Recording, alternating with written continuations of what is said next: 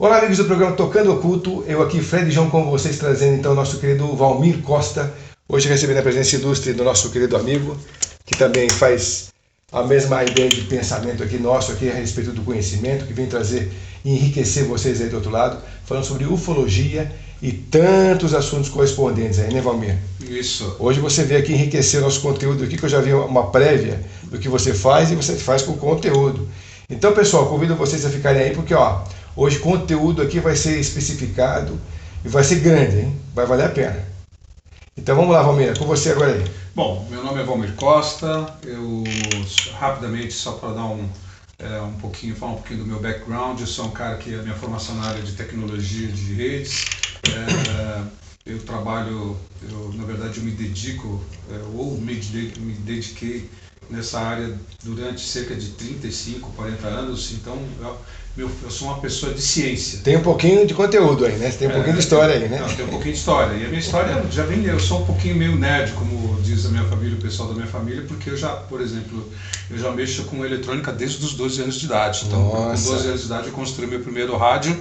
Com 13 anos eu construí meu primeiro transmissor com duas válvulas que eu não esqueço até hoje. Duas válvulas 12 SN7. Entendeu? E depois daí fui progredindo dentro dessa área de saber eletrônica e telecomunicações e falando um pouquinho mais ainda, já convergindo para a história da ufologia e da espiritualidade. Eu comecei meus estudos, né, nessa parte de ufologia e espiritualidade por volta dos 17. Mas eu já vinha com essa história desde quando eu me conhecia como gente, né, ou seja, lá pelos 10 anos de idade. E aí já são mais de 4 décadas estudando esse fenômeno, onde eu estudo o fenômeno com foco mais de ciência. Você nunca foi abduzido, nem teve gente da família que foi? Se fui, eu não sei. Se fui, não sei. Quem sabe eu descubro um dia, mas não. Pelo menos não nessa vida. Tá, legal. Aí você trouxe então pra gente uma bagagem do seu tempo todo de estudo, que você na verdade depois tem um histórico musical, também você foi músico, teve... eu sou eu faço um monte de coisas. Um polivalente, né? Polivalente, tem muitas coisas. E esse trabalho que você trouxe pra gente dar uma reprisada no teu conteúdo ufológico, ele abrange muita coisa, porque você mostrou aqui pra mim, ele é bem abrangente, e a gente vai começar com que tema exatamente? Então, acho que o legal é a gente falar um pouquinho sobre essa convergência ufologia e espiritualidade, ufologia e a questão do paranormal, porque é o tema que está em voga, né? Se você olha nas lives, né, vamos dizer assim, se você olha o que está sendo debatido, né, atualmente, então as pessoas estão muito convergindo para o espiritual. Sim, sim. Mas eu já percebi também que existe um pouco assim de misticismo até demais, né, em algumas áreas dessa questão. Sim. Porque viajam tanto nessa maionese. Vou falar sobre esse tema hoje também. É legal isso também, né? Eu vou abordar com um foco um pouquinho mais técnico. Tá? Legal, bacana. Então, vamos começar então com esse ideia que você me sugeriu, porque a gente tem tanto assunto legal que depois a gente vai fazer um outro programa com o pessoal ali, para eles também poderem perceber a respeito você trouxe o ciclo solar também, né? A parte do ciclo solar catastrófico. Catastrófico, que é uma coisa que você também vem falando já há algum tempo, né? Sim, já. E vai mostrar até algumas perguntas particulares com respeito à questão atual do tempo, como que está bagunçado, e o que vem pela frente, que é interessante a gente saber, né? Então são temas que a gente não vão faltar para fazer bons programas hoje aqui. Não. Então vamos começar com o que você já trouxe de ilustração também, porque a gente já vai mostrando para o internauta lá de casa. Então, acho que é o seguinte, quando eu penso em ufologia, quando eu comecei a estudar esse tema, de cara veio o seguinte, o universo, a gente vive num universo que não tem fim, não tem um fim aparente. E dentro desse universo, vamos falar um pouquinho rapidamente, só dar uma pincelada na parte de astronomia. Claro, Pense que no universo você tem galáxias, né? Dentro desse espaço, dessa fábrica do espaço-tempo, você tem galáxias. E galáxias nada mais são do que um agrupamento, um aglomerado de estrelas.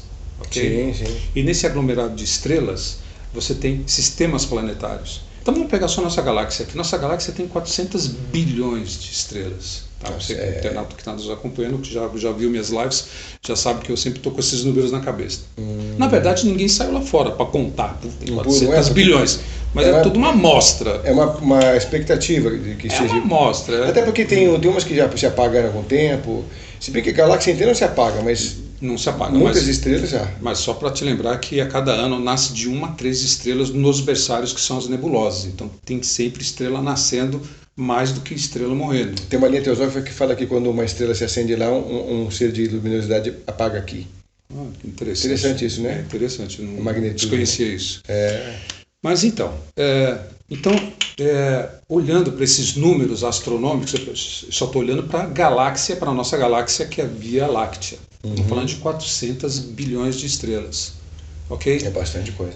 Se a gente, no dia que a gente alcançar o voo estelar, que a gente estiver viajando rapidamente pelas estrelas, eu vou dizer para você que será uma eternidade só você visitar a nossa galáxia. Não será? Serão milhares de vidas. Se você pensar, cara, se você pensar em visitar todos os rincões da nossa galáxia.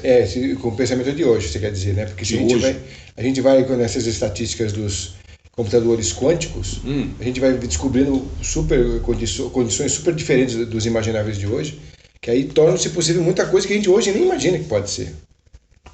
Bom, isso aí a gente acaba explorando o universo das possibilidades. Sim. Estão começando a acontecer. Inclusive, eu achei interessante essas novas abrangências. A IBM está trabalhando muito nessa questão sobre os quânticos, né? Google também. Google. Eu sou de tecnologia. Trabalhei em desenvolvimento de sistemas. Então você sabe bem disso. 14 anos desenvolvendo sistemas. Nossa, cara. Então, eu sou um cara muito lógico. Então você vai contar sobre isso também, porque aí a gente vai vendo como é que isso tudo pode adiantar o nosso processo e como é que ele pode ajudar na condição de descobrir realmente se isso tudo, em que pé está tudo isso e para onde vamos junto com tudo isso. Não, perfeito. Eu vejo o universo, inclusive, como... Uma coisa que eu gosto de falar a respeito quando eu penso no universo, eu vejo ele como multifrequencial e multi-informacional, porque o universo é informação. Se você parar para pensar, olha, o que construiu o nosso corpo, né? Como é que o nosso corpo, como é que cada célula do nosso corpo, como é que ela se posiciona ou ela se modifica dependendo desta ou daquela posição no corpo? Exatamente. Aí você vai falar que tem a fita do DNA. E o que o DNA é? Ele não é nada mais do que software. Sabe? Porque ele sabe... que isso vem de um nível muito mais alto, um nível informacional muito mais alto, porque é como se fosse um empilhamento em camadas, né? Para dizer o seguinte, olha, você, célula, você vai aparecer, você vai se diferenciar e vai aparecer naquela posição daquele corpo dentro daquela morfologia que está sendo construída. Porque como é que ele sabe que vai construir um órgão com aquele tipo de tecido e com toda a organização interna do órgão? Faz sentido isso? Exatamente, é uma coisa louca isso. Como é que vem isso? Imagina isso. Isso é informação, concorda comigo? Inteligentíssima. E quando tem informação, tem o quê? Tem planning, tem planejamento. Alguém criou isso, sabe? Tem alguma não é um coisa... acaso que juntou as peças ali, não. Não é um acaso que juntou as peças. A gente tem também aquela ideia que você deve já saber que o Hermes Trismegisto falava sobre a lei da correspondência, né? Se o micro é igual ao macro, é igual ao que está no meio, que somos nós, né? Então é muito longo, a gente não consegue sentir o efeito de tudo isso, porque é muito tempo de exposição para se perceber o efeito. No micro é muito rápido, então a gente não percebe. E o que está no meio, que é o reflexo, somos nós. Então a gente consegue fazer uma analogia nesses três aspectos, né? Perfeito. E eu leio coisas a respeito do Hermes Trismegisto. Ele é genial, né? É genial. Ele é genial, um cara de centenas de séculos atrás, e é incrível como a mensagem dele é atual. É atemporal, né? Ele é atemporal e a ciência responde, respalda. Não é legal? Você percebe isso? Bom, exatamente, mas vamos lá. Estava falando então, voltando ao que eu estava falando a respeito de uma galáxia que tem 400 bilhões de estrelas, dentro de um grupinho local que tem cerca de 60 galáxias, das quais as duas maiores são a nossa, e a maior de todas é a galáxia de Andrômeda. Andrômeda, Fred, tem cerca de 1 trilhão de estrelas. Putz, grila. 1 trilhão de estrelas. É muita coisa. É muita coisa. E, assim, em termos universais, se a gente pensar em termos de distância, ele está no grupo local, onde tem essas 60 que eu te referi. E nesse grupo local, Andrômeda, que é a maior, ela tem um tamanho de 200 mil anos-luz. E a nossa galáxia, que está próxima aqui, tem a metade, tem 100 mil anos-luz de tamanho. Se todas as estrelas têm sistemas planetários, só na nossa galáxia a gente calcula que a gente tem quase 1 trilhão de planetas. Nossa. Então, é isso que eu te ia falar, porque se você tem isso, 1 trilhão de estrelas, com certeza as estrelas podem ser do tamanho do Sol e pode ter um sistema planetário orbitando. Não, já se sabe que praticamente todas as estrelas têm sistemas planetários. Então a gente já está provado hoje. Achar que nós somos os únicos é muita pretensão. Aí eu vou usar a frase que eu gosto muito de falar, que é: a vida é uma certeza estatística no universo. Exatamente. Boa frase isso. A vida é uma certeza estatística no universo. A outra coisa que vai contra o paradoxo de Fermi, não sei se você conhece o paradoxo de Fermi. Qual que é o paradoxo? O paradoxo de Fermi daquele físico, ele diz o seguinte, que se eles existem, por que eles não aparecem? Essa pergunta se faz muito, nesse meio, inclusive da ufologia. E eu tenho o paradoxo da Costa, que é o meu paradoxo. Qual que é? O paradoxo é o seguinte: se a gente existe, o que impede de eles existirem também? Exatamente, é verdade. Esse foi o meu contra-ataque. Eu sempre, quando eu estou nas lives, eu falo: meu contra-ataque contra o paradoxo de Fermi é paradoxo da Costa. Anotem aí que isso aí é meu paradoxo da Costa, em que eu digo: se a gente existe, o que impede de eles existirem também? É que a ciência sempre fica nessa contrabalança aí de informação, né? Nunca é preciso, nunca é declarado. Né? E quando eu penso na vida extraterrestre, eu penso no seguinte: a coisa mais importante do universo são as estrelas, porque cada átomo do seu corpo, cada átomo do meu corpo, de tudo que você vê da matéria iluminada no universo, da matéria que existe no universo, um dia ela foi forjada no núcleo ardente de uma estrela. É mesmo. Os poetas cantam muito sobre a Lua, tem poemas, versos, mas ninguém que fala sobre a mãe de todas as mães, são as estrelas. Elas são as mães. Cada átomo, se a gente pudesse pegar a identidade de cada átomo do seu corpo, pode ter bilhões de anos. Cada átomo que está aí no seu corpo, ele tem uma identidade distinta, pode ter vindo de diferentes estrelas. Mas então, quando a gente vê isso também, uma questão mais filosófica, a gente também percebe que tudo veio do Sol. Nós somos um pedaço do Sol também, né? Que vem aqui e ainda está quente a parte interna do nosso planeta Terra ainda. Por isso que forma-se toda aquela pressão, né? Daquela pressão. Quanto maior a pressão, sobe a temperatura. Mas por que lei da física. Então, por que você diz que a gente pode sair de outras orbes? Esses nossos átomos não são todos daqui, então? Não são todos, porque é o seguinte, por exemplo, a nossa estrela é uma estrela de terceira, quarta geração. Outras estrelas já surgiram e morreram antes. Aliás, uma curiosidade sobre as estrelas, né? Apesar de a gente estar falando sobre ufologia, a gente já chega no tema. Mas uma estrela, quanto maior ela é, menos ela dura. Não sei se você sabia disso. É como o cachorro, né? Como esses bichos, né? Quanto maior eles são, menos eles duram. Né? Menos eles duram. Então, por exemplo, macro e micro na correspondência. Se você pegar uma estrela gigante, ela pode durar 100 milhões, 200 milhões de anos. Agora, se você pega uma estrela de tamanho médio, como o Sol, o nosso Sol, que é uma anã amarela, ela vai durar alguns bilhões de anos. No nosso caso da nossa estrela, uma anã amarela, a vida média dela é de 10 bilhões de anos. Nossa. E agora, nesse momento, a gente está, na medição atual, em cerca de 4,5 bilhões de anos da existência dessa estrela que brilha todos os dias aqui, todas as manhãs. A correspondência, então, é quanto maior o tamanho, menos vida. Quanto maior a estrela, menor o tempo de vida dela. E as que duram mais, inclusive na nossa galáxia, a grande parte delas são as anãs vermelhas, que elas são pequenas, pode ser até chegar ao tamanho de Júpiter, uma anã vermelha. Então você vai ver estrelas muito pequenas, queimando lá hidrogênio. Essas estrelas podem durar trilhões de anos. Nossa, cara.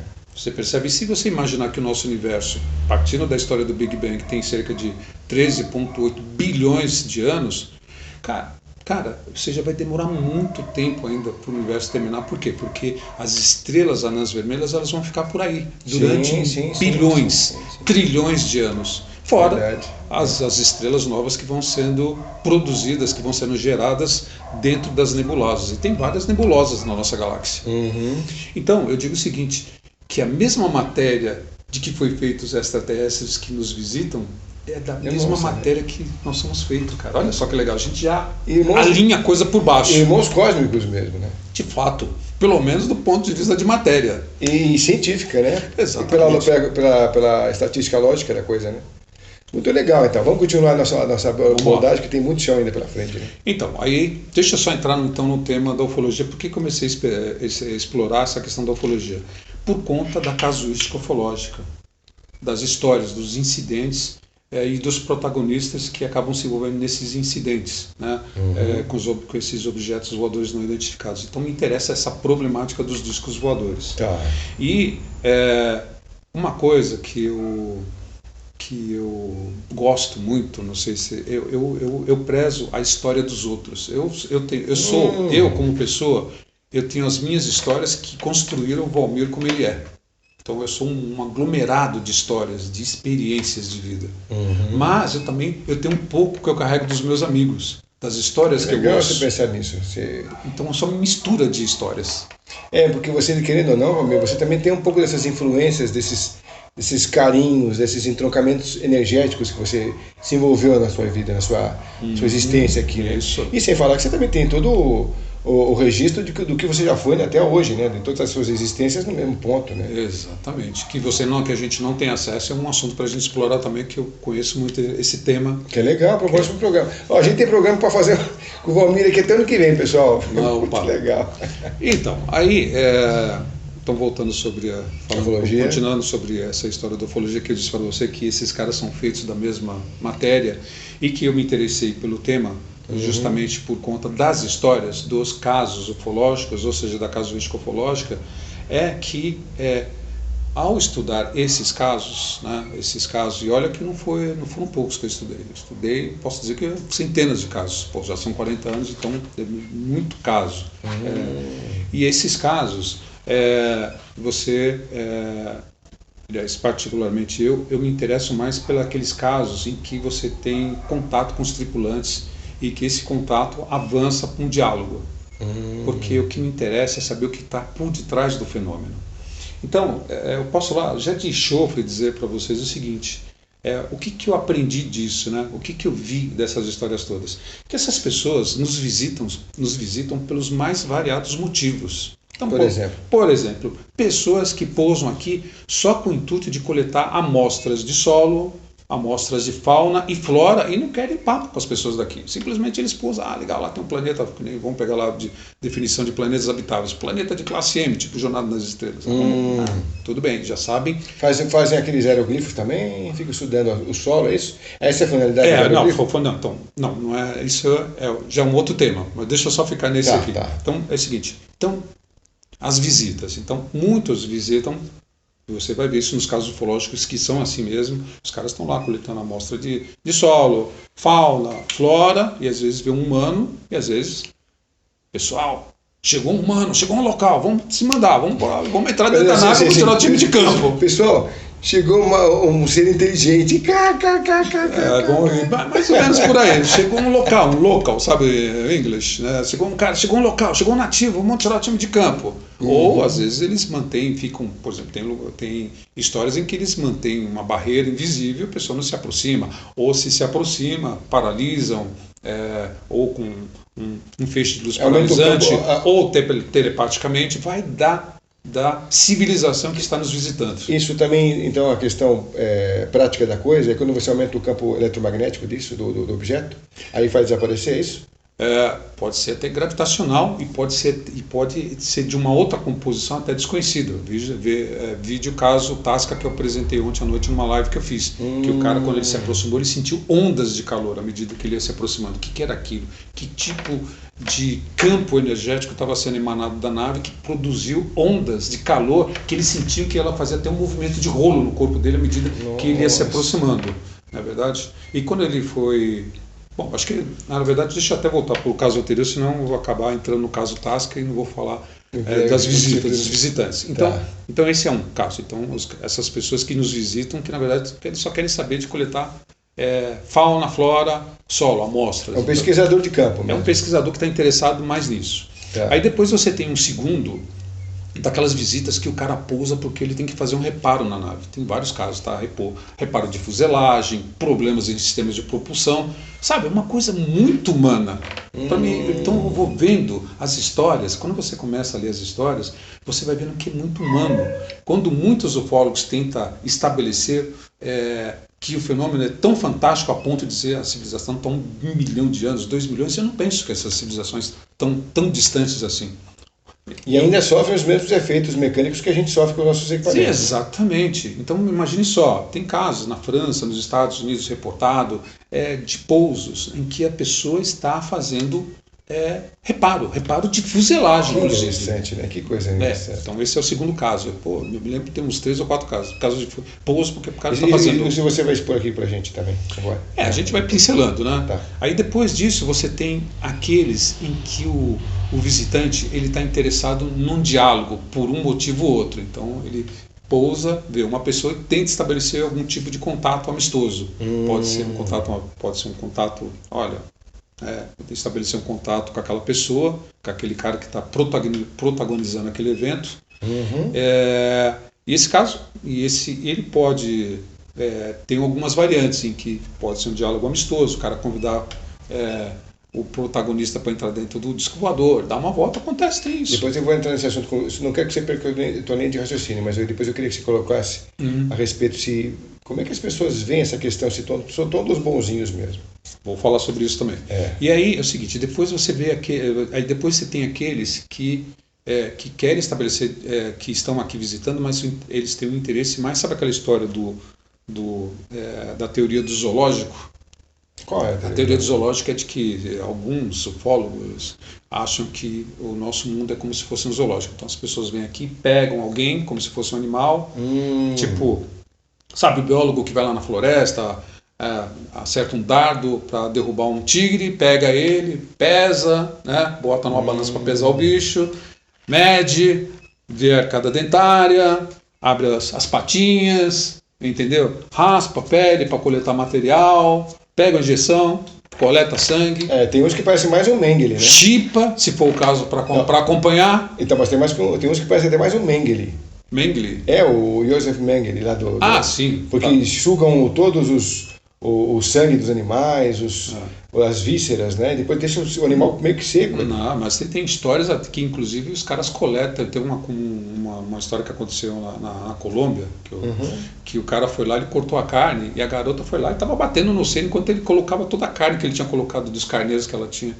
E eu até brinquei, esse cara deve ter pegado essa carne para fazer churrasco com os amigos, estava passando por aqui, precisamos comer carne. Pegou as carnes dos carneiros? Entrou no local onde tinha, à noite, onde tinha os carneiros ficavam, acho que eram os carneiros, se não me engano, os bezerros, não me lembro agora, preciso dar uma olhada no caso, mas não foi muito tempo atrás isso. E a dona foi, sabe, ela viu o barulho naquele celeiro e ela foi lá e viu essa entidade lá, e ela já tinha cortado, ele já tinha cortado vários animais e tinha pegado a carne, e ele selecionou o que ele queria e foi colocando dentro do saco.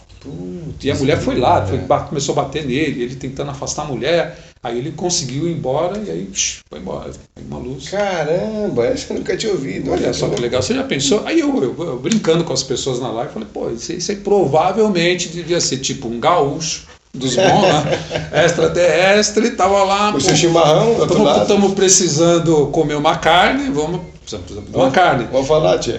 E aí ele não teve a educação suficiente para dizer para a mulher, olha, posso pegar emprestado seus carneiros? Não, a gente tô precisando comer, eu vou levar para uma turma minha aqui. Qual é o pagamento? Eu não tenho cartão de crédito, não tenho nada, então. Mas aconteceu. Que louco isso aí. É muito louco. Então, só para você ver as histórias. Então, a gente aprende com as histórias. Ok? Sim, é um grande fato isso. Então você aprende com as histórias. Bom, e aí você tem esse grupo das pessoas que são os que abduzem as pessoas, levam, é por isso que eu estava falando da teoria do zoológico, que o cara vem, pega a pessoa, ou seja, aí tem os métodos de sequestro, que são muito interessantes, eu quero contar esses métodos rapidamente. Mas vai lá, sequestra a pessoa, então a fase é o sequestro ou abdução, né? Depois dentro da nave, passando por exames médicos. Depois disso, ela pode ser devolvida, né? Então seria o básico, né? Ou seja, sequestro, exames médicos, devolução. Com chip? Com chip ou não, mas aí você pode, aí tem as variantes, aí evolui. O cara pode evoluir para um diálogo, né? Pode evoluir para um diálogo, e não só isso, como por exemplo um processo de inseminação artificial, pode evoluir.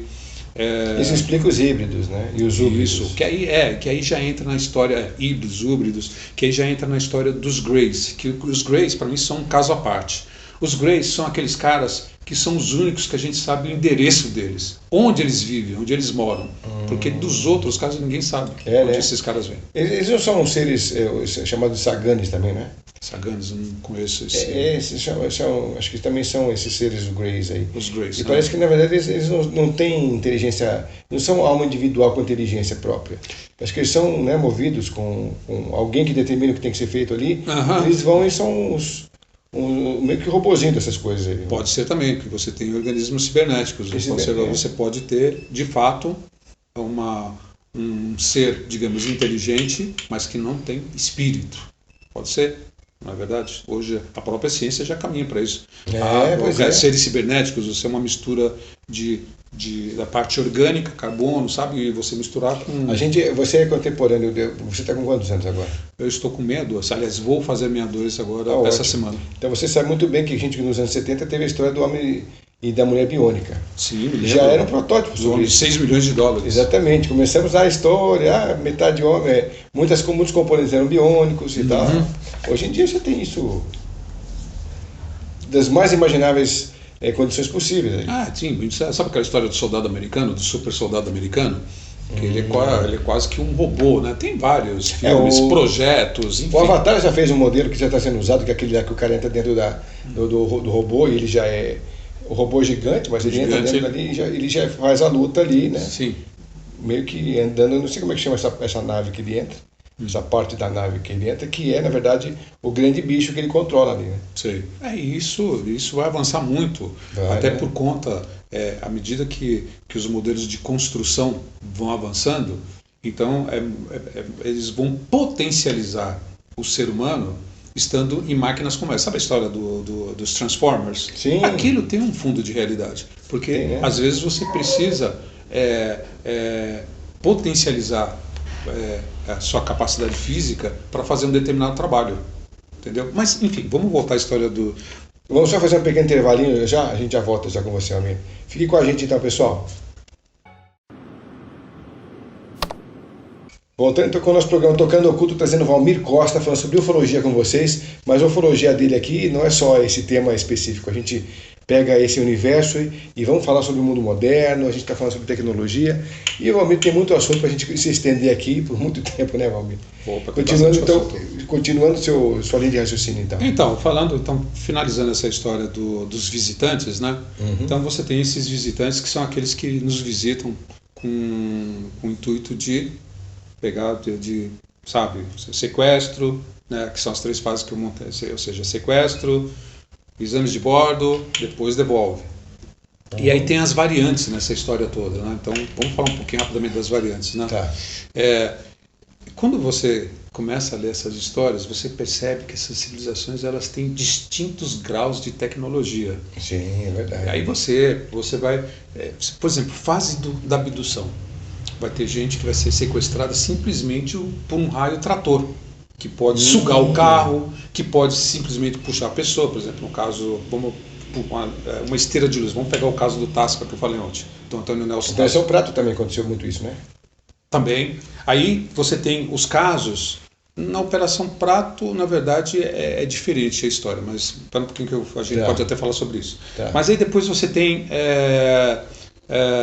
por exemplo, telepaticamente a pessoa ela sente um envolvimento telepático, ela é impelida a caminhar para aquela direção onde está o disco voador. E aí você vai ver aqueles casos que a coisa sai na base da pancada, tipo que nem o caso do Antônio Vilas Boas de 57, sabe, que rolou aquela parada do sexo, não sei o que lá. Vilas Boas? Com os índios? Não, do Vilas Boas, não é o Vilas Boas dos índios, mas o Antônio Vilas Boas fazendeiro. Tá? E aí, essa história é conhecidíssima, é um clássico da ufologia mundial, que é um caso que envolve sexo, como o caso de ontem que eu falei do Tasca, né? Tem muito a ver também com o que é contado nos Intruders? No Intruders, não, também completamente diferente. Porque a dinâmica, a pegada é outra e parece uma coisa mais humana, saca? Não assim, sabe, no Intruders eles, assim, às vezes eles fantasiam, não fica uma coisa mais meio fantasia. Mas parece que... Mas não é bem fantasia. Porque na verdade eles tinham que colocar os componentes para filme, então eles colocam ali a vertente poética, a coisa da imaginação, porque eles têm que criar conteúdo para que seja interessante. Para ser atrativo, eu entendo isso, não tem problema algum. Mas nesse caso é muito real, ou seja, o Antônio Vilas Boas, que estava arando a plantação dele 1h da manhã, isso era muito comum. Aliás, é até comum até hoje, máquinas arando, preparando o terreno para a nova plantação. E ele viu aquele objeto que ele já tinha visto, ele e o irmão nas noites anteriores, e aí aquele objeto estava no campo, numa posição, aí ele foi com o trator numa posição onde estava o objeto mudou para uma outra posição, até que uma hora o objeto pousou na frente do trator dele. E aí quando ele viu o objeto pousando, ele se assustou. E aí ele tentando dar na partida do objeto, o objeto se posicionou 50 metros à frente dele. Ele falou, vou tirar o time de campo, se assustou, porque até então ele imaginou que aquele troço ia pousar. E aí quando ele viu que o trator não ia, ele estava tentando passar para frente do objeto com o trator, entendeu? Quando ele percebeu que ele não ia conseguir, que o trator não estava funcionando, ele saiu e pegou o sentido contrário e começou a correr. E nisso ele foi alcançado por 2 seres. E aí ele já desceu o braço num, derrubou um, mas ele foi pego pelos outros, e aí os caras pegaram ele pela perna e pelos braços, e foi aquela gritaria, me larga, e começaram a xingar os caras. E eles se debatendo, e os caras levaram ele dessa maneira. Imagine só, 3, 4 caras carregando você e você se debatendo. E teve testemunha disso? Não tem testemunha, né? Aliás, boa parte dos casos, né? Ninguém viu, só a pessoa que relata. Vou ter uma pessoa que está aqui, outra que viu, mas boa parte não. É a pessoa que vivenciou, e aí é função dos investigadores tratar ver se aquilo é verdadeiro se aquilo é aquilo verdadeiro ou não. Aí entra a Gilda no meio, entra você, entra não, outra pessoa que vai estudando. As pessoas que são investigadores de campo. Eu sou um investigador de back-end, que eu sempre digo isso. O cara que pega as histórias e vou arrancar as curiosidades e entender o que está por detrás do fenômeno. Okay? Você é o analítico dos exatamente, eu sou o cara que faz a parte do back-end, que é análise e entender o fenômeno. Meu foco é entender o que está por detrás do fenômeno e não propriamente esmiuçar o que é o trabalho de campo dos ufólogos, que os caras vão fazer a parte deles. Eles têm lá os protocolos através dos quais eles vão levantar, coletar as informações a respeito que são as evidências objetivas e as evidências subjetivas. Aí tem até um protocolo legal. Eu trabalhei no grupo de uma pessoa bem conhecida aqui no país chamado Dr. Julio Acosta, não sei se você conhece, entrevistamos ele também. Pois é, fiquei lá no grupo dele, foi na época que ele estava no projeto Final Contact. A gente entrevistou ele falando sobre ufologia científica. E saiu disso um white paper, né? E tinha lá os critérios, que eu chamo de critérios, eu até brinco com ele, falo que eu chamo de critérios Acosta, né? Que são os critérios subjetivos e objetivos quando você está numa investigação de campo. Então lá no grupo dele a gente fez um trabalho de reinvestigar. Eu fiz um grande abraço também ao Júlio, que nos acompanha aqui na programação. Um abraço para você também, Júlio. Saudades de ti. É isso aí. E, bom, então só para não perder a linha de raciocínio, voltando à questão dos visitantes, então tem esses caras que fazem, que são os que abduzem, e aí tem todas essas variantes. Então, por exemplo, no caso do Vilas Boas, você foi pego no braço. Nossa, cara. Então, você vê a distinção tecnológica de cada civilização. Usam a telepatia, outros usam raios tratores, outros na base da pancada, e ainda por cima eu vi um em que a nave tinha braços mecânicos que saíram da nave para tentar pegar uma pessoa que se escondeu debaixo de uma árvore. Então você imagina aquele prato voador, aquele disco voador descendo braços mecânicos tentando, cadê você? Nossa, deixa eu pegar você.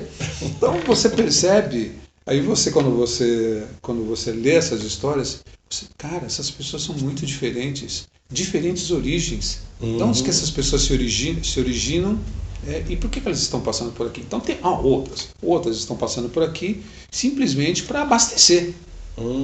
Está indo do ponto A para o ponto B, e no meio do ponto A, ou seja, do sistema solar A, que é o sistema de origem daquela civilização, que está indo para o ponto B, no meio do caminho está o nosso sistema solar, e os caras estão fazendo uma parada estratégica para poder pegar água, alimento, como eu falei como eu citei o caso da Colômbia, lá do cara que pegou carne pra caramba, né? Foi fazer um churrasquinho. Eu achei até que faltou a cerveja, né? Não sei se ele... Mas ele vai beber a cerveja de outro mundo, cara. Pode ser, quem sabe, né? Talvez tenha porque lá a cerveja deve ser boa, porque aqui é uma porcaria, né? Sei lá, enfim, o que eu penso é o seguinte. As que são boas são aquelas que já conhece que tem malte mesmo. Sim, o resto tem gosto de outras coisas. Eu bebo muita cerveja artesanal, né? São essas, daí sim. E aí, com essas histórias, eu vejo que o fenômeno ele é extraordinário, ele é fantástico e intrigante, porque estamos falando de outras civilizações do universo. Uhum. Mas, por outro lado, aquilo é ser humano, são seres humanos nascidos em outros mundos.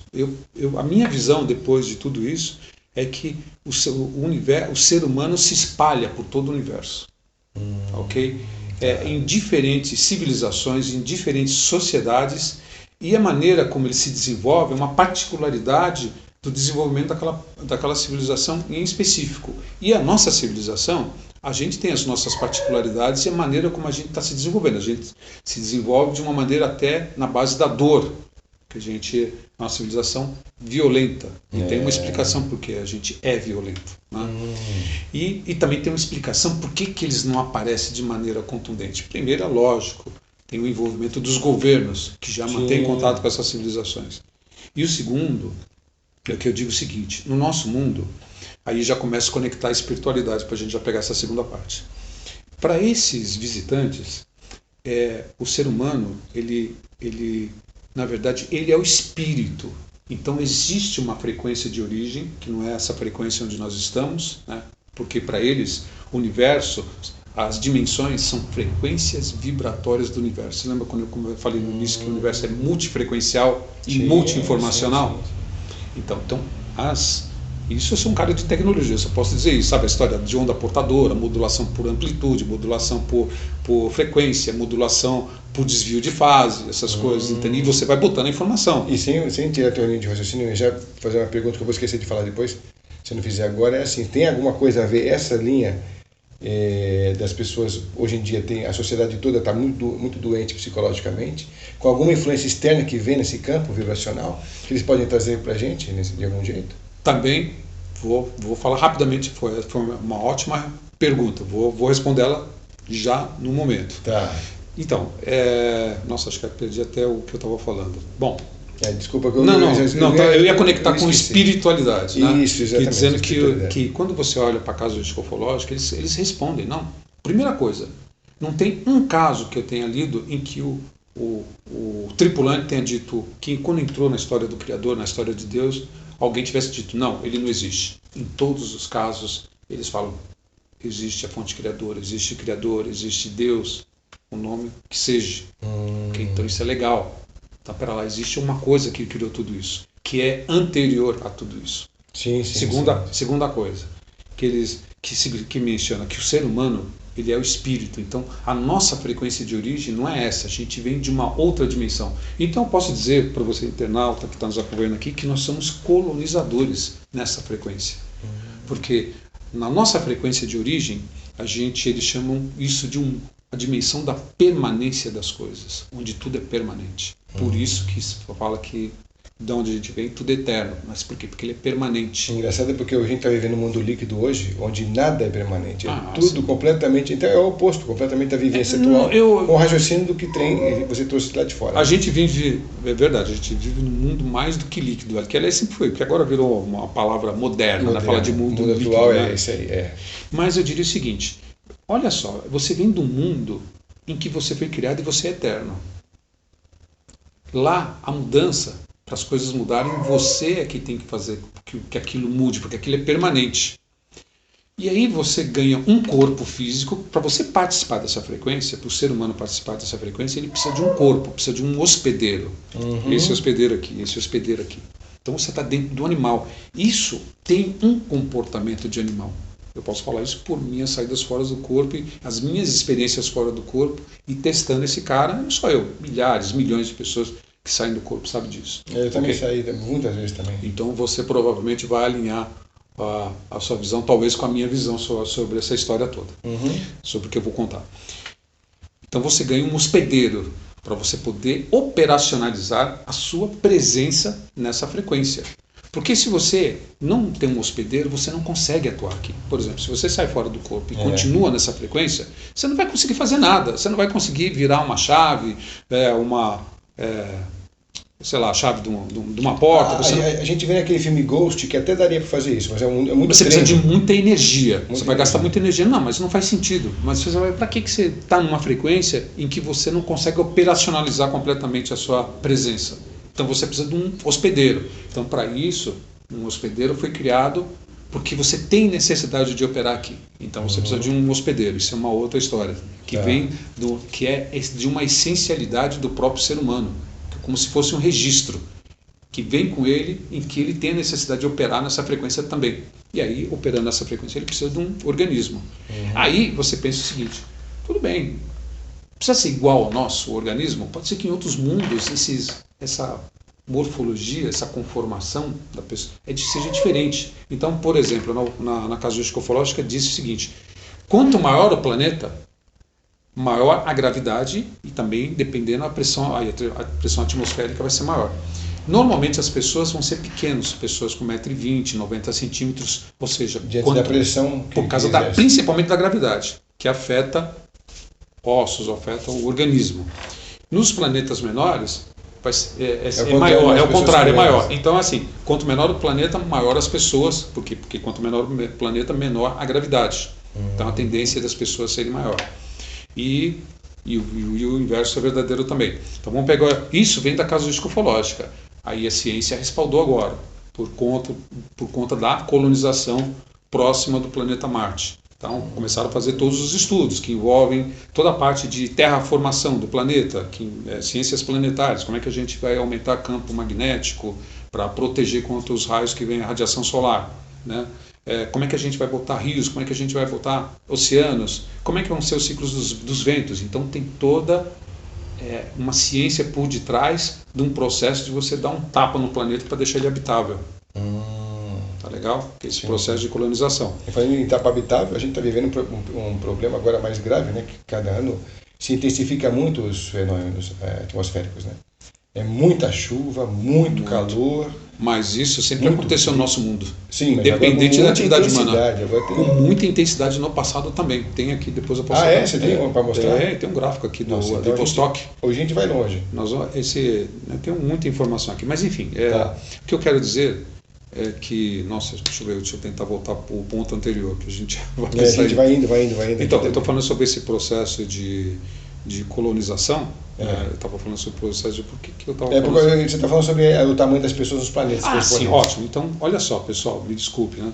Perdi um pouquinho a linha de raciocínio, mas assim, o pessoal da NASA fez um estudo em que, quando começar a colonização em Marte, as pessoas, nas gerações que posteriores, elas vão ter a tendência de ter o tamanho do corpo em torno de 2,50 metros. Por quê?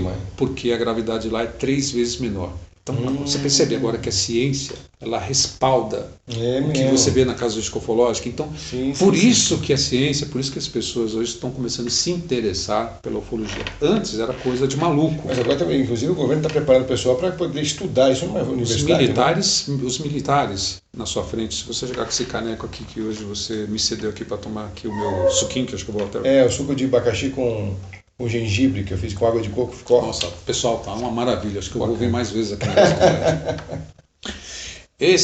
Se você chegar, tiver um militar e você falar para ele, olha, esse copo fala, ele diz oi. O militar vai falar para você, você é maluco, você é louco, você precisa ser internado. Mas, quando você for embora, ele vai pegar esse copo, vai levar para um laboratório e vai ver se ele fala realmente oi. Então, os militares, pessoal, são os caras que você acha que eles são os que menos acreditam, mas eles acreditam em qualquer coisa que alguém disse, que alguém protagonizou, eles vão investigar e vão tentar chegar a fundo. Porque isso envolve segurança nacional. Então, muitas vezes vão esconder isso do pessoal, do grande massa, porque também... Sim, pega os americanos, né? A área 51, aquela área subjacente colada que é S4, onde tem a parte de engenharia reversa, o Robert Lazar, que é o Bob Lazar, que eu falo que é um outro tema que eu exploro pra caramba, que tem a ver com os Greys, muito legal. E você percebe que existe um acobertamento. Esse acobertamento, ele sabe aquela história do complexo industrial militar americano que se espalha por todo mundo e uma elite. Então esse acobertamento ele existe e ele não alcança a massa. E até porque como é que vai alcançar a massa?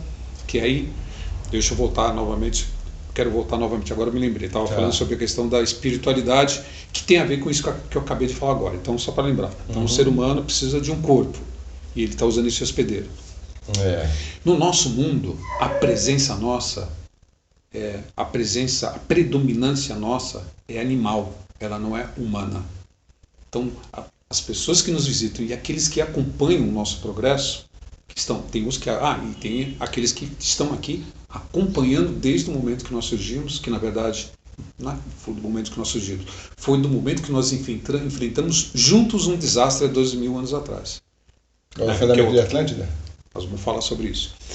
Mas são os intras, então? Não, calma.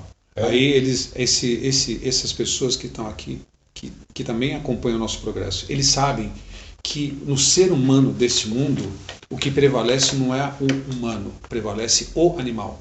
Não prevalece a pessoa que está dentro, que supostamente ela tinha que prevalecer. O ser humano, ou o espírito. Mas o que prevalece é o humano. E o humano, o que prevalece é o animal. E o animal, se você quer entender um pouquinho sobre como a gente funciona, é só você estudar o mundo animal. Isso é fantástico, uma baita fonte de aprendizado, você estudar o comportamento animal. Instintivo total, né? Não, porque esse cara aqui, ele tem o instinto do animal. Então pode ser um animal dócil, um animal violento, depende da geração dele. Então no nosso mundo, que é um mundo completamente divergente, é um mundo de conflitos. Você percebeu que é um mundo que predomina muito a agressividade, a violência? Isso é por conta da parte animal, dos diferentes tipos. Quando seja um homem ou mulher gera uma criança, aquela criança ela pode ser dócil, ela pode ser agressiva. Pode. Entendeu? Então isso tem a ver com animal. E a presença humana, pessoal, ela é isso, ela não é nada. Então hoje, com base na casuística ufológica, a gente já sabe que a grande miséria do ser humano não é a fome. A grande miséria do ser humano é um cérebro que tem baixo nível energético e bloqueia, impossibilita que o espírito, ou o ser humano, como ele chama na casuística ufológica, que ele manifeste as suas capacidades. Então você não tem acesso ao seu banco de dados multividas, você não tem acesso às suas capacidades humanas, por exemplo, clareaudiência, clarividência, vidência multinível, pré-cognição, retrocognição, telecinésia e telepatia. Aliás, telepatia, pessoal, telepatia nada mais é do que a linguagem natural de ser humano para ser humano no universo. Porque é lógico, no momento que o Criador nos criou, ele tinha que dar algumas ferramentas para a gente, e uma delas era a linguagem natural, senão como é que uma pessoa ia conversar com outra pessoa no universo? Sim. E a prova disso é que quando somos visitados, essa ferramenta é utilizada em boa parte dos casos. A gente sabe muito bem que essa questão toda de bloquear o conhecimento vem de um cérebro maior, né? Que a Matrix impede que isso aconteça. Por isso que a mídia não faz esse tipo de assunto rolar num canal qualquer. Eu sempre digo que a Matrix, para mim, nada mais é do que a inconsciência humana. Ou seja, o fato de você não ter acesso a quem você é. Você sabe aquela frase que diz assim, olha, um povo que não tem história é um povo que não tem identidade? Isso vale para o ser humano. Você tem uma história que você não tem acesso a ela. Então você não é completo. Quando você ganha um corpo, você fica incompleto. Faz sentido isso? Faz, mas isso é uma coisa planejada, na verdade, né? Não é planejada. Por que se tem tanto interesse que as pessoas não saibam das coisas? Não, esse interesse faz parte de estarmos inconsciente, e a predominância animal gerou um registro muito ruim dentro do ser humano desse mundo, que gerou um registro de poder e dominação, que é uma característica do animal quando anda em bando. Sempre tem alguém que é o alfa, alguém que comanda um grupo. Essa mixagem dessa característica do animal se misturou com o ser humano e produziu esse registro dentro das pessoas de poder e dominação. E isso faz parte desse estar inconsciente, de estar apagado. Quando você ganha um corpo, você apaga. O clã do ser humano tem sido isso, né? É sempre alguém com uma condição superior a nível de poder fazer a dominação, meio que dominar a matilha, o rebanho, e trazer junto, né, para onde quiser. Né? Pensa, sabe, no Espiritismo diz, sabe aquela história do véu do esquecimento? Sim. Ou o véu de Ísis, né? Enfim. Esse véu do esquecimento, ele é produzido de maneira técnica, ou seja, o campo energético do cérebro ele é tão tênue, que você fica enjaulado dentro do corpo. Como os cátaros diziam, que nós somos como anjos presos em corpos. Que o ser humano é como se nós fôssemos anjos presos, enjaulados, encarcerados dentro de corpos. Eu estou encarcerado no meu corpo e você no seu. Mas isso implica dizer e a entender que somos conscientes, né? Somos inconscientes. Para dizer que nós somos anjos incorporados, presos dentro dos corpos? Alguns vão descobrindo isso. Os que vão acordando. Quem é os que vão acordando? Que quando o nível energético está acima da média, porque o nível energético ele vem aumentando com o decorrer dos séculos. Ele não era assim. Ele só ficou desse jeito quando ocorreu o desastre há 12 mil anos atrás. Que antes desse desastre, a civilização que se desenvolvia aqui, foi uma colônia, no fundo, a gente foi colonizado, sabe? Nós descendemos deles, sabe? Não é que a gente se parece, não é que eles se parecem conosco, é nós que nos parecemos com eles. Você fala de quem e que desastre é esse? Então, há 12 mil, então eu falo o seguinte, que com base na casuística ufológica, o nosso mundo ele foi terraformado e foi colonizado. Então, outras civilizações se voltaram seus trabalhos para o nosso sistema solar e viu o nosso planeta na zona habitável, já tinha vida vegetal, vida humana, vida animal, vida vegetal, animal, mas não tinha vida humana. Mas tinha um mundo extrafísico. Nós já estávamos aqui nessa outra frequência. E segundo eles, para que o mundo físico exista, tem que existir um mundo extrafísico. A polaridade. Isso nada. Se você entra no pensamento, eu já fui Rosa Cruz teosófico tem essa visão, porque tem que ter, onde que estão as bibliotecas, sabe, se a gente pensa em organismos que eles se desenvolvem, multicamadas de informação que vão descendo desde o nível mais alto até o nível mais baixo, até a construção daquela matéria, entendeu? Então aquilo provavelmente vem desde uma biblioteca que não está aqui, está numa outra dimensão. Que a gente chama de Duarte, né? Se chama de Duarte. Essa biblioteca, pelo sentido físico da coisa, né? Se você for falar sobre a construção da espécie, entendeu? Aquela espécie específica. Tem tudo lá, né? E aí, nessa época, esses caras começaram o processo de terraformação. Vamos dar um tapa no planeta. Vamos arrumar o planeta para que ele possa se tornar uma casa, possa ser habitável. E aí, eu e você lá na frequência extrafísica, a gente já estava com a bandeirinha. Eu quero ser próximo da filha para ganhar um corpinho. Eu quero ganhar um corpinho. Sabe aquela estéreo? Será que a gente estava mesmo? Olha, eu vou dizer para você que eu, particularmente, eu tenho visões de que eu estive no dia desse acidente, desse desastre. Porque eu tenho visões. Talvez por causa disso que eu me interesse mais. Pode ser. E aí começa a dar os visões. Eu tenho pelo menos 2 visões horríveis do momento que eu estava enfrentando essa situação de desastre. É mesmo? E o que é esse desastre? Que foi o afundamento de Atlântida? Então, 12 mil anos atrás, para falar desse desastre. Então, eles, depois que eles deram um tapa no nosso mundo, entendeu? Que vamos terraformar, vamos tratorizar, botar trator, vamos arrumar tudo, vamos deixar tudo bonito, vamos acertar todos os ecossistemas, vamos fazer upgrade em tudo quanto é ecossistema, de tal forma que o mundo fique pronto, tipo uma casa, construir um prédio, construir um condomínio. Eu vou deixar tudo pronto para que ele comece a ser habitado. Ok? E aí, nesse processo, espera lá, esse mundo tem essas características de pressão atmosférica, de gravidade. Vamos escolher as civilizações, daquelas que estão participando desse processo, vamos escolher aquelas cujos mundos de origem guardam similaridade com esse mundo. E aí 11 civilizações foram escolhidas.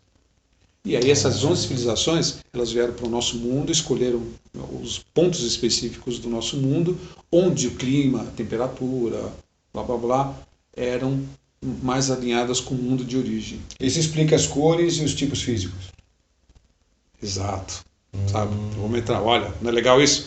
Aí, só que essas civilizações, elas tinham a missão de gerar a 12ª raça física, animal físico, adaptado às condições desse mundo. Sabe a história, a metáfora do Adão e da Eva? Sim. Que isso existe. No fundo, trabalharam nos laboratórios para fazer melhoramento genético com os fins de gerar a 12ª raça.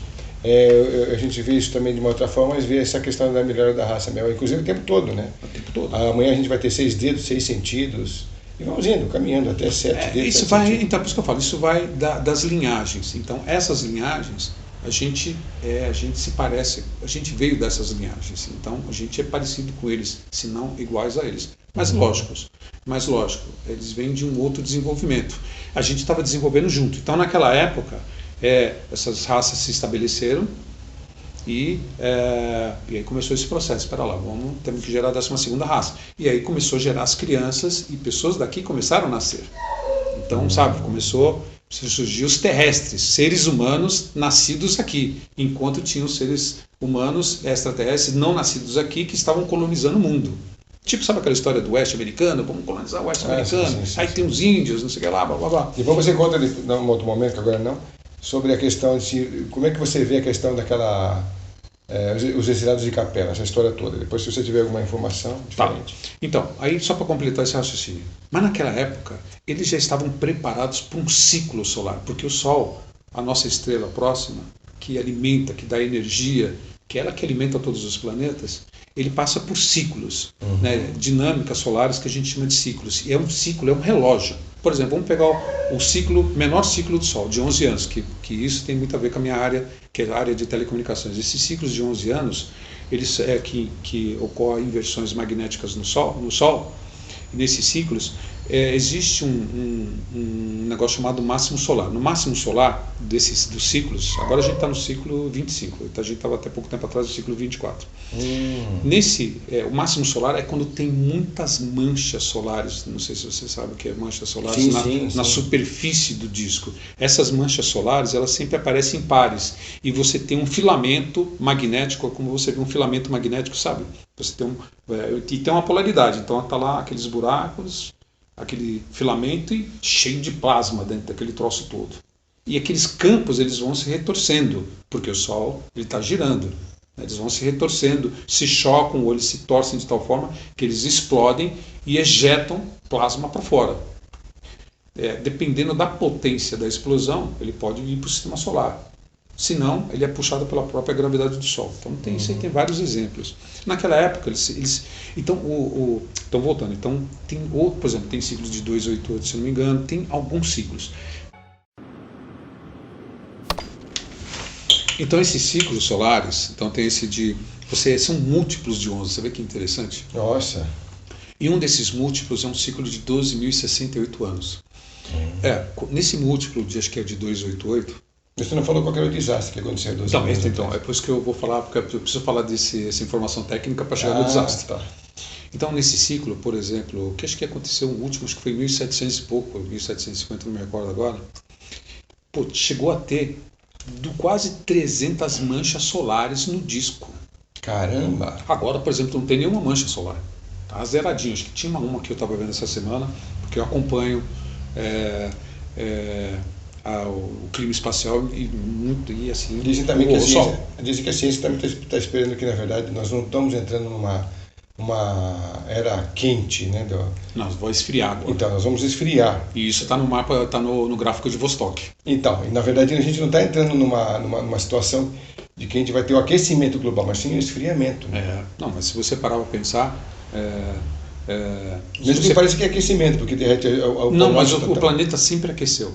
Ele sempre aqueceu e sempre esfriou. Isso é parte da dinâmica e o aquecimento. Olha, quais são os fatores que afetam o clima do nosso mundo? O primeiro e mais importante, o primeiro ofensor é o Sol, porque o Sol que comanda a parada toda do nosso sistema solar. Sim, é o Sol. O segundo são os oceanos. Os oceanos, eles cobrem 71% da superfície do nosso mundo. E o terceiro ofensor é a cobertura de nuvens. Então lembra, primeiro, que não está aqui é o Sol, com a radiação que afeta o nosso mundo, aquece, dependendo da intensidade, se ele está mais intenso, se está menos intenso. As explosões solares também manda coisa. Também, e o vento solar, porque o vento solar está em todas as direções. A gente 24 horas por dia o vento solar, e ele vai em todas as direções, vindo do Sol. Então, e aliás a gente é afetado por isso, né? E depois os oceanos, e depois a cobertura de nuvens, ok? Bom, então estamos falando dos ciclos. Agora a ciência descobriu, por conta de estudar outras estrelas de brilho variável, que elas explodem uma camada mais externa. Essa camada mais externa voa pelos ares e vai para todo o sistema solar. Esse fenômeno é conhecido como nova. É o nome do fenômeno. E algumas estrelas, já explodiram, por exemplo, tem estrelas que explodem, já tem um mapa dessas estrelas que já no ciclo de vida de cientistas, de gente que está viva pesquisando, já explodiu 2 vezes no espaço de 30, 40, 50, 60 anos. No nosso ciclo agora atual, entendeu? Porque a gente começou a monitorar isso agora. Tem muitas estrelas que passam por isso. E normalmente nessas estrelas que estão nessa situação são aquelas que são binárias, que tem uma outra estrela menor que está dando comidinha para maior. Aí fica dando comidinha para maior, forma talvez uma capa na superfície e aquele negócio vai pelos ares. Tá. Então, há 12 mil anos atrás, essas pessoas estavam se preparando para essa situação. Só que foram pegas de surpresa. Porque no momento que a estrela brilhou, você tem 18 horas, dependendo da velocidade que vem a nuvem de plasma, para você se virar e correr e se proteger, cara. E quando a gente, então, ou seja, naquela época, aquelas pessoas foram pegas de surpresa. Elas estavam se preparando, mas foram pegas de surpresa. Erraram nos cálculos do ciclo. E aí, quando aconteceu aquilo, que a variação da luminosidade aumentou, eles tiveram horas, não foi nem dias. Se tivesse um dia, foi muito. Para correr. E por quê? Porque já no momento que que aquela luminosidade atingiu, aquilo já impediu que aquelas pessoas pudessem sair do nosso mundo. Entendeu? E aí o que aconteceu? Essa descarga foi tão violenta que ela deslocou o nosso mundo da posição tirou ele do posicionamento original no espaço. Os chamados 23 graus e meio inclinados. Ele chegou, a onda veio, que foi em todas as direções, atingiu o nosso mundo e deslocou ele. Então não foi uma questão de meteoro caindo ali, né? Não, então, não foi, porque agora é a nova teoria, que, inclusive isso que estava sendo discutido nesse final de semana em Albuquerque. Eu acabei perdendo essa conferência, mas no ano que vem eu vou, que tinha um monte de cientistas discutindo justamente o ciclo solar catastrófico. Entre eles, acho que estava o Robert Schoch, de um livro que eu comprei chamado Forgotten Civilizations, a função das explosões solares no passado e no futuro, onde ele prova, um geofísico conhecidíssimo no mundo todo, ele prova, através das pesquisas, de que o nosso mundo enfrentou uma catástrofe, e tem até data, foi 11.700 anos atrás, com base no registro geológico e no registro do gelo. Que inclinou 23 graus e meio a órbita da Terra. Isso faz parte das especulações, mas as evidências é que mostram que quando ocorreu isso, num período que eles chamam de Younger Dries, em que a temperatura estava subindo no nosso planeta, que você vai ver no gráfico que é um fenômeno normal. Os caras conseguiram olhar para o clima do passado com base naqueles cilindros de gelo, sabe? Ou seja, lá, deixa eu falar rapidamente sobre isso, na Antártica, assim como aqui na Groenlândia, existem várias estações, né, de várias nacionalidades, e no caso da Rússia eles estavam escavaram até 3,2 quilômetros de profundidade. Caramba. Tiraram cilindros de gelo. E sabe que nem a árvore, que aparece aqueles nódulos, aqueles anéis que diz qual a idade da árvore. Se você cortar uma seção transversal, você vai dentro. O carbono 14 você vai ver até de onde veio essa origem. O tempo de idade média. Você pode tirar alguns fatos a respeito do crescimento daquela árvore. Da mesma forma do gelo, você pode pegar do clima. Então eles chamam isso de paleoclimatologia, estudo do clima do passado. E aí, nesse estudo do clima do passado, 11.700, porque eles conseguem datar, por conta dos anéis, eles conseguem datar a idade, porque aquela camada de gelo ela vai se acumulando, que eu chamo ela permafrost, né? Vai se acumulando, e aí eles conseguem datar.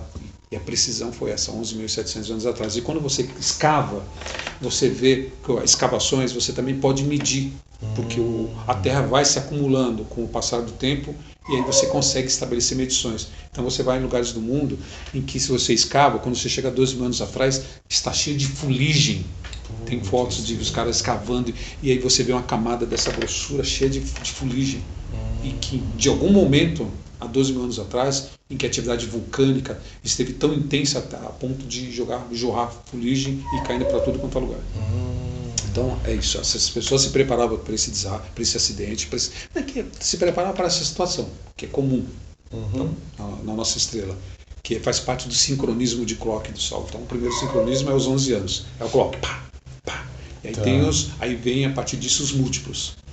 A gente tá no limiar de algum? Próximo. É mesmo? Sério, estamos muito próximos.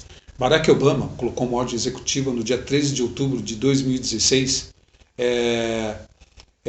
dizendo para a nação se preparar para eventos extremos do clima espacial, em particular explosões solares. Isso eu ouvi falar também, mas a gente pensou que era uma coisa simples, que era feito os satélites. Mas não é nada disso só, né? Ué, se a gente sempre passou desde sempre, desde que a gente... Porque na verdade tudo a gente depende da internet, depende de satélite para tudo. A gente depende muito mais do que tudo isso na fundação, a gente depende da eletricidade. Então... A gente é uma civilização que é dependente da eletricidade. Se não houver eletricidade, a civilização acaba, vira um caos. Ok? E aí, ele, no dia 13 de outubro, soltou essa ordem executiva. Qualquer um de vocês que estão, ou qualquer internauta de vocês, se tiver interesse, é só ir lá colocar Executive Order, né, on Solar Flares. Quando você fala que estamos próximos, quanto tempo você imagina? 2023. Putz, grila! Se 2012 4 anos, foi cara. Se em 2012 foi o máximo do último ciclo, bota 11 anos aí nessa conta, faz a continha. Nossa, cara. Sabe a história de 2019, data limite? Sim, que aí, se a gente não se matar numa guerra mundial esse ano... Depois você pode falar um pouco também. Aí vai descer os grandes mestres, a gente vai ser visitado por extraterrestres. Aliás, pessoal... Isso convém? Você acredita nisso também? Digamos, de uma maneira um pouquinho diferenciada. Se você quiser, a gente faz uma parte só para isso, tá? Tá legal. Aí, enfim, pessoal, 2023 é o próximo ciclo onde você vai ter bastante manchas solares.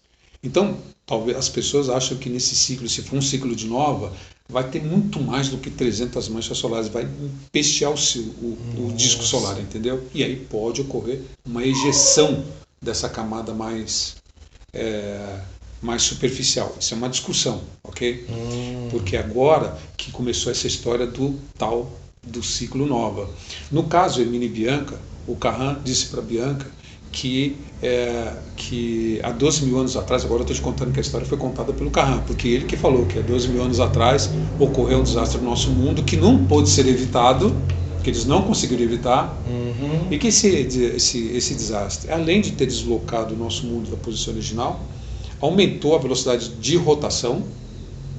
Então acelerou a velocidade de rotação, os dias ficaram mais curtos, né? E o pior de todos, que desligou a gente dos habitantes de outros planetas, foi que o excesso de radiação solar, por conta das explosões solares, das ondas de choque, arrebentaram o nosso sistema de proteção e atingiram aqueles que sobreviveram ao acidente. Caramba. Então imagine só, eu e você aqui, aquela onda de choque atingindo os nossos cérebros, danificando os nossos cérebros. Segundo ele, as pessoas simplesmente embruteceram de um momento para o outro no momento que foram atingidas pela radiação. Embruteceram mesmo? Embruteceu. Simplesmente elas perderam, esqueceram de um momento para o outro, assim. Eu estou falando com você daqui a pouco. Cara, qual que é o seu nome? Caramba, bicho, isso é muito grave. Porque afetou o cérebro. E o que estava para vir é similar a isso? Não. Então, contando sobre o que aconteceu 12 mil anos atrás, aconteceu esse desastre. E essa situação aconteceu com essa intensidade. Mas se você olha no gráfico de Vostok, não foi bem assim, porque nas outras situações em que supostamente isso teria que ter acontecido, não foi na intensidade que aconteceu há 12 mil anos atrás. Tá? Na mesma intensidade. Ok? Tá. E aí, o que aconteceu? Essas pessoas embruteceram. Só prevaleceu o animal. O humano apagou. Nossa. Imagine você, apaga você, e aí você se torna um animal. Só sobra o animal. Só sobra o comportamento animal.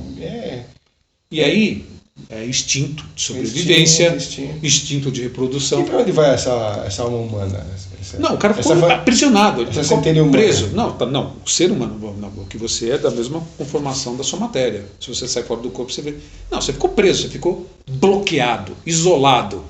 Naquele momento você não estava isolado, porque o seu cérebro funcionava 100%, né? Você tinha acesso a todas as suas capacidades humanas, você tinha acesso ao seu banco de dados multivida, você tinha acesso à sua história. E no momento seguinte você... Mas, cara, isso é... Sacou? Não faz sentido isso? Você apaga, você só sobra o animal. E aí, segundo esse mesmo tripulante, segundo o Carran, ele dizia o seguinte, a quantidade de explosões solares que foram a turbulência solar foi tal que começou a magnetizar os corpos celestes. Então você não conseguia chegar no sistema solar, não conseguia entrar nos planetas, né, para você trazer ajuda. E segundo ele, foram 3.000 anos do nosso tempo sem suporte externo, por conta da turbulência. Quando a coisa se acalmou, já tinham se passado 3.000 anos. Nossa. Do nosso tempo, ele fala, porque o tempo ele é local, ele não é universal. Dentro dessa questão toda, você não acha que os extras não podem dar uma força nisso para impedir que isso aconteça de novo, não? Ou os intras?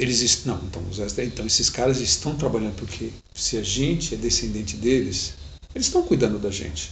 Você pode ter certeza que eles fazem a parte dele, mas sabe, internal business, eles não se metem nas coisas daqui, da superfície. Mas eles cuidam das coisas que nós ainda não somos capazes de cuidar por nós mesmos. Então quer dizer que a gente pode esperar que em 2023 eles já estão acompanhando isso.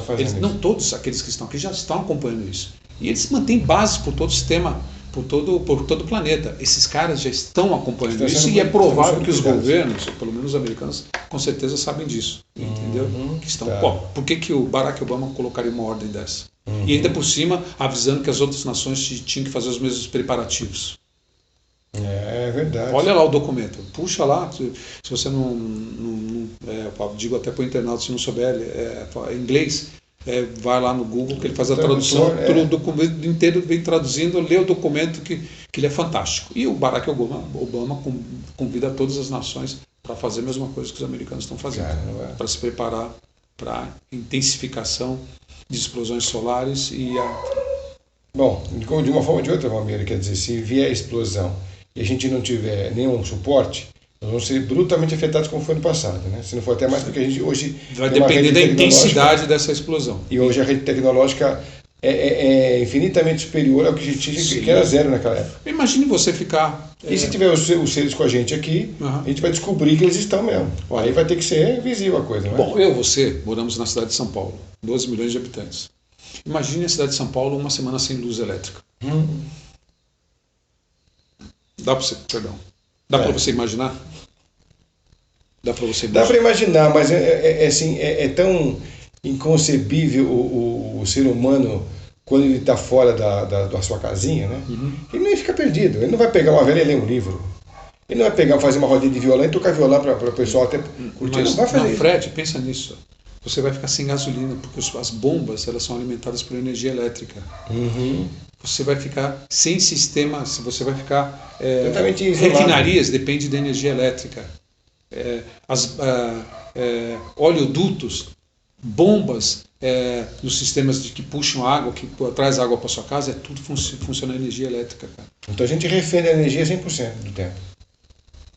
100%. A gente é dependente disso. Porque na base, na fundação de tudo isso, a gente é uma civilização que depende da eletricidade. Aí que eu falo para você que entra todos os interesses políticos e sociais, financeiros. Porque se fosse pela lógica do bom senso, deveriam se amplificar a ideia da potencialidade para a energia eólica, a energia solar, a energia movida a água, não sei o quê, e para a gente evitar que um caos aconteça. Então, eu digo a você o seguinte, que se esse ciclo vem, acho que a primeira coisa que a gente tem que se preparar é do ponto de vista de ter energia elétrica. Então, por exemplo, como é que eu garanto que eu tenho energia elétrica local? Posso comprar painéis solares. Agora tem outras tecnologias para você fazer geração de energia elétrica dentro da sua própria casa. Então, uma delas é que é comum, que ainda custa caro, painéis solares, colocar em cima das casas. Então, muita gente está fazendo isso ao redor do mundo. Aqui no Brasil também. Né? Então, porque você não pode ficar dependente refém de um sistema que ele é centralizado. Ou seja, você tem a usina, seja ela termoelétrica, nuclear ou hidroelétrica, e depois você passar por um sistema de distribuição que vai alcançar todas as regiões que tem população e aí depois a distribuição interna. Então você imagine só, se no sistema que está interligado de distribuição elétrica ele cai, apaga o país inteiro. Paga. Como é que a gente pode ficar numa situação dessa? Quer dizer, Isso não é. Eu posso pensar, não vou até falar isso aqui para não dar uma ideia, mas situações em que você é alguém que você fica sem energia elétrica por contas, por exemplo, uma torre caiu por algum motivo, ou produzido pelo homem, ou produzido pela natureza, você fica sem energia elétrica. Então, só para voltando a essa história. Só para a gente dar andamento nessa tua ideia. Então, só para voltar a essa história de ufologia e espiritualidade, então, eu digo o seguinte, que o ser humano ocupa um corpo físico e ele está bloqueado, sem acesso, por causa do quê? Por causa desse desastre que ocorreu há 12 mil anos atrás. Aí éramos uma civilização consciente em que as duas frequências estavam aliadas, alinhadas, a física e a extrafísica. E elas foram desalinhadas depois do desastre. Esses registros você tem acesso através de que literatura? Se é que existe literatura. Na literatura, sobre esse tipo de informação, pode ir lá ler o livrinho As Possibilidades do Infinito, da Bianca, que você pode baixar de graça para conhecer essa história especificamente. Aí depois você vai mais do campo de pesquisa. Eu quero entender um pouquinho, puxa vida, como é que é a constituição física do ser humano? Essa história de campos morfogenéticos, Rupert Sheldrake, Hernando Guimarães de Andrade. Eu quero conhecer mais um pouquinho a respeito do que há por detrás do fenômeno UFO, para estudar casuística ufológica. Para mim, uma pessoa que quer conhecer ufologia tem que ir nos bancos de dados e estudar sobre casuística ufológica. Aliás, aproveito para dizer que tem um site muito bacana, que é o site Phenomenon, www.phenomenon.com.br, do meu amigo Jackson Luiz Camargo, que ali tem uma multitude de casos. Nossa, ali é uma delícia. Você entra ali, é bem simples o site, você vai lá. Casos. É uma delícia. O que você trouxe pra gente aqui, lá eles encontram todos? Tem um monte. Mas no YouTube você vai encontrar, porque os caras acabaram sumarizando esses casos dentro de pequenos vídeos. Às vezes a pessoa não tem o saco de ficar lendo. Claro. Aí ela quer, quero ter só um sumário. Aí vai lá, 4, 5 minutos, 6 minutos, está cheio de vídeos. Tá. Mundo Proibido, Área 51, tem vários canais. Você também trouxe esses registros pra gente ou você está enveredando para outros caminhos agora? Dentro do nosso tema central, então eu acho que só para finalizar, que aí eu já engato nessa história do ciclo catastrófico, é que essa história de dizer que a gente está na Matrix, para mim a Matrix nada mais do que essa inconsciência humana que foi gerada pela mutação desses corpos pós-desastre. Ou seja, pensa, eu e você, radiação afetou os nossos corpos, atingiu o nosso cérebro, danificou. Se você olhar o campo neuronal, o campo do cérebro, você vai ver que ele é fragmentado. E os cientistas não sabem por que tem aquele nível de fragmentação entre os neurônios, sabe, pelas sinapses que você estabelece conexão, que isso, de uma certa forma, traz o nível de inteligência da pessoa, o nível de entendimento da pessoa. Aliás, uma palavrinha que ninguém usa, o entendimento. A maneira como eu entendo a coisa pode ser diferente da maneira como você entende essa coisa. É verdade. E muita gente fala, isso é natural, porque em cada cabeça uma sentença. Eu já não concordo com isso.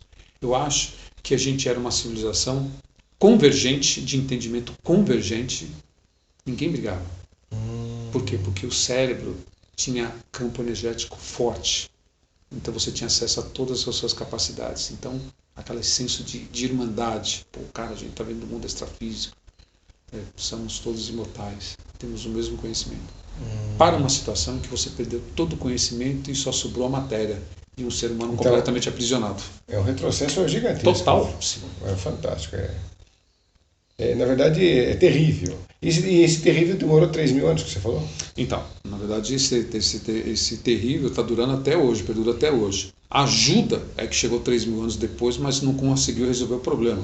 Então os caras tinham opção. E aí, como é que a gente faz? Vamos destruir tudo isso aqui e começar de novo? Vamos deixar o barco rolar? Que são os povos das estrelas. São aqueles que são os colonizadores, aqueles que estiveram aqui. Entendi. A ligação que você está fazendo, então, é isso. Essa ajuda externa que a gente... Chegou aqui, mas não teve como resolver a parada. Porque é muito mais grave, né? Porque como é que ele vai conscientizar o ser humano? Exatamente, para ele um processo tão difícil desse, né? No fundo de cada civilização não tem o famoso Deus, o Deus que é da antropologia, o Deus realizador. No início de cada uma dessas civilizações que estão no nosso mundo, porque o nosso é um mundo de várias civilizações, na verdade. Sim, é verdade. No início, sabe, do ponto de vista da antropologia, diz que existe o Deus realizador. Que de alguma forma os deuses vieram, e criou aquela civilização. E quem eram os deuses? Então, se não os extraterrestres, se não os astronautas. É o que dizem o Eric Von Däniken, que nós éramos os deuses astronautas. Isso é a série Alienígenas do Passado, com tantos astros que ele tem. Exatamente. Faz sentido? Faz, total. Bastante, não faz? Porra. Perdi completamente minha identidade, não sei quem eu sou, cara. Só que esse nível energético ele foi melhorando com o passar do tempo. Sabe aquela história das crianças cristal? Então a gente pergunta sobre isso, a realidade disso. Porque sobe, porque o nível energético, quando um casal gera uma criança, tem até, na verdade, deveria ter um protocolo para a geração de um ser humano, de uma criança. Porque quando as pessoas não têm uma visão de que quando elas vão para um sexo com o objetivo de gerar uma criança, teria que ter um protocolo para poder gerar aquela criança, entendeu? Porque ele pode gerar aquela criança, porque o nível energético vai ser a soma ou a diferença dessas duas pessoas. Então, quando as pessoas fazem uma geração boa, o nível energético resultante é maior. E aí as pessoas do mundo espiritual sabem, olha, aquela matéria foi gerada energeticamente melhor, está acima da média. Então, por exemplo, no nosso mundo, o impulso energético que sai do cérebro, que cruza o campo neural, ele é extremamente baixo. Então ele é de 8 a 12 impulsos por minuto, não é nem sequer por segundo. Então esse impulso é como se fosse um capacitor. Carrega, dispara esse impulso, ele cruza o campo energético e sai. Então ele sai. Quando ele cruza o campo neural, ele gera uma vibração, porque toda frequência gera vibração. Para dar um exemplo de que gera vibração, imagine só, um lago de águas calmas, você pega uma pedrinha, joga, quando ela cair no espelho d'água, o que vai acontecer? Turbulência. Vai gerar ondas concêntricas que vão se espalhando, que vão se distanciando a partir do ponto de impacto. Exatamente. E esse ponto de impacto ele foi transversal. Você vê que o impulso ele foi transversal e gerou uma onda nesse lateral, que foi se espalhando, concêntricas. Se você olhasse o espelho d'água, você ia ver a ondulação. Porque não está gerando uma onda que está se ondulando? Essa ondulação é a vibração. Que cruza o campo, então essa vibração fica no campo neural, ou neuronal. E fica por muitos e muitos anos. Perdura por algum tempo, porque logo depois vem um outro impulso. Então, todo impulso gera frequência física, então, eletrônica. Então, energética o tempo todo. E todo. toda a frequência gera campo. Você lembra? Física. Impulso que gera campo, aliás, impulso que gera frequência, que gera campo. A frequência nada mais é do que os impulsos que vão sendo gerados de maneira cíclica, né? Então, gera um impulso a cada segundo, vai gerar uma frequência, essa frequência gera um campo. Então, é muito tênue. Então, aí o mundo extrafísico não percebe que alguém tem mais impulsos, 30, 40, 50 impulsos. E outra coisa importante do nosso cérebro, além do impulso, áreas que estão inativas desde o desastre. Então, o nosso cérebro já vem com um monte de áreas inativas. Então, o trabalho da pessoa não é só aumentar a velocidade do impulso, mas ativar essas zonas inativas do cérebro para melhorar o nível de entendimento. Então, são dois trabalhos. Primeiro, aumentar a velocidade, aumentar a potência, aumentar a velocidade desse campo energético e, segundo, ativar essas zonas. Aí o mundo extrafísico fica de olho na geração das crianças aqui. Aí quando gera uma criança, bota um espírito que vai ajudar as pessoas daqui, porque aquela matéria está dando condição para ele operacionalizar de uma maneira mais ampla a vinda dele. Ele consegue... Como é que você vê essa criação da nova era? Você vê os índicos, os cristais, os híbridos, os híbridos, como é que é essa transição desse mundo moderno chegando? Não, então quanto às crianças, cristais, índigo, então isso aqui tem muito mais a ver conosco e na maneira como a gente gera as novas matérias. Então, e tem a ver com os casais, tem a ver com o nível energético dos casais. Puramente humano mesmo. Puramente humano. Quando a gente está falando de híbridos, enfim, a gente está falando dos Greys que de alguma forma querem participar dessa sociedade, porque eles chegaram... Não, eles não querem dominar, eles acham isso aqui legal. Os caras comem pizza, os caras... Sabe, a gente criou uma civilização, que o cara diz que assim, que a gente criou mais conhecimento que as outras. Porque quando a civilização é muito homogênea, ela cria o conhecimento só para atender as necessidades dela. No nosso caso, que é predominância animal, a gente criou muito conhecimento. Então, mas você não acha que essa visão que você fala é uma visão um pouco romântica? Porque você fala, bom, por que se eles podem, de repente, com mais quantidade de híbridos e híbridos acontecendo no planeta, com certeza o mundo vai ser deles amanhã, porque a condição mental é muito superior a nós. Não, eles querem... Não, veja só, na verdade eles querem aprender. O foco não é dominar, o foco é aprender. Porque dominar já teriam dominado. E outra, lembre-se, os Greys, eles também fizeram parte dessa história toda, desde que o mundo é mundo, desde que os caras colonizadores chegaram. E eles, gente, nós estamos falando de milhares, se não milhões de civilizações. Só na nossa galáxia deve ter milhares. Entendeu? Então, aqueles que estão aqui, que acompanham o nosso processo, se os Greys fossem violentos, que aliás foi até uma pergunta que você fez, eles nem estariam mais aqui, entendeu? Na verdade, eu tinha feito uma pergunta para você a respeito assim, se toda essa onda doente social que a gente vê por aí, ela tá só ligada à problemática social realmente, nossa, aqui, ou tem alguma coisa ligada à inversão de polos magnéticos? Não, está tudo vinculado com o fato de estarmos inconscientes de que a radiação solar continua afetando o cérebro das pessoas no nosso mundo. A gente continua sendo afetado. Então, nada daquelas dos ansiolíticos de verdade poderiam resolver. O que você aconselharia para mudar esse? Então, segundo, aí entra um ponto que é mais polêmico, que segundo o Kahan, o nosso sistema era um sistema binário. Então, quando tinha as duas estrelas, então essas estrelas, o fato de estar as duas estrelas, reduzia a quantidade de radiação que ia para dentro do sistema solar. Então, segundo ele, essa estrela que foi ejetada 12 mil anos atrás, ela está voltando e vai ser reposicionada. Entendeu? E aí o que acontece? Segundo isso, estou falando desse caso especificamente. Aí vai diminuir essa radiação, aí o nosso desenvolvimento vai ficar mais rápido, entendeu? Porque aí o nível energético vai começar a aumentar, a gente não vai ser tão afetado pela radiação como a gente agora. E como é que, só não acabando o raciocínio, que depois você vai responder no próximo bloco, como é que a gente pode ver a ressonância Schumann nesse contexto? Então, a ressonância Schumann é como se fosse o coração, o heartbeat do nosso planeta.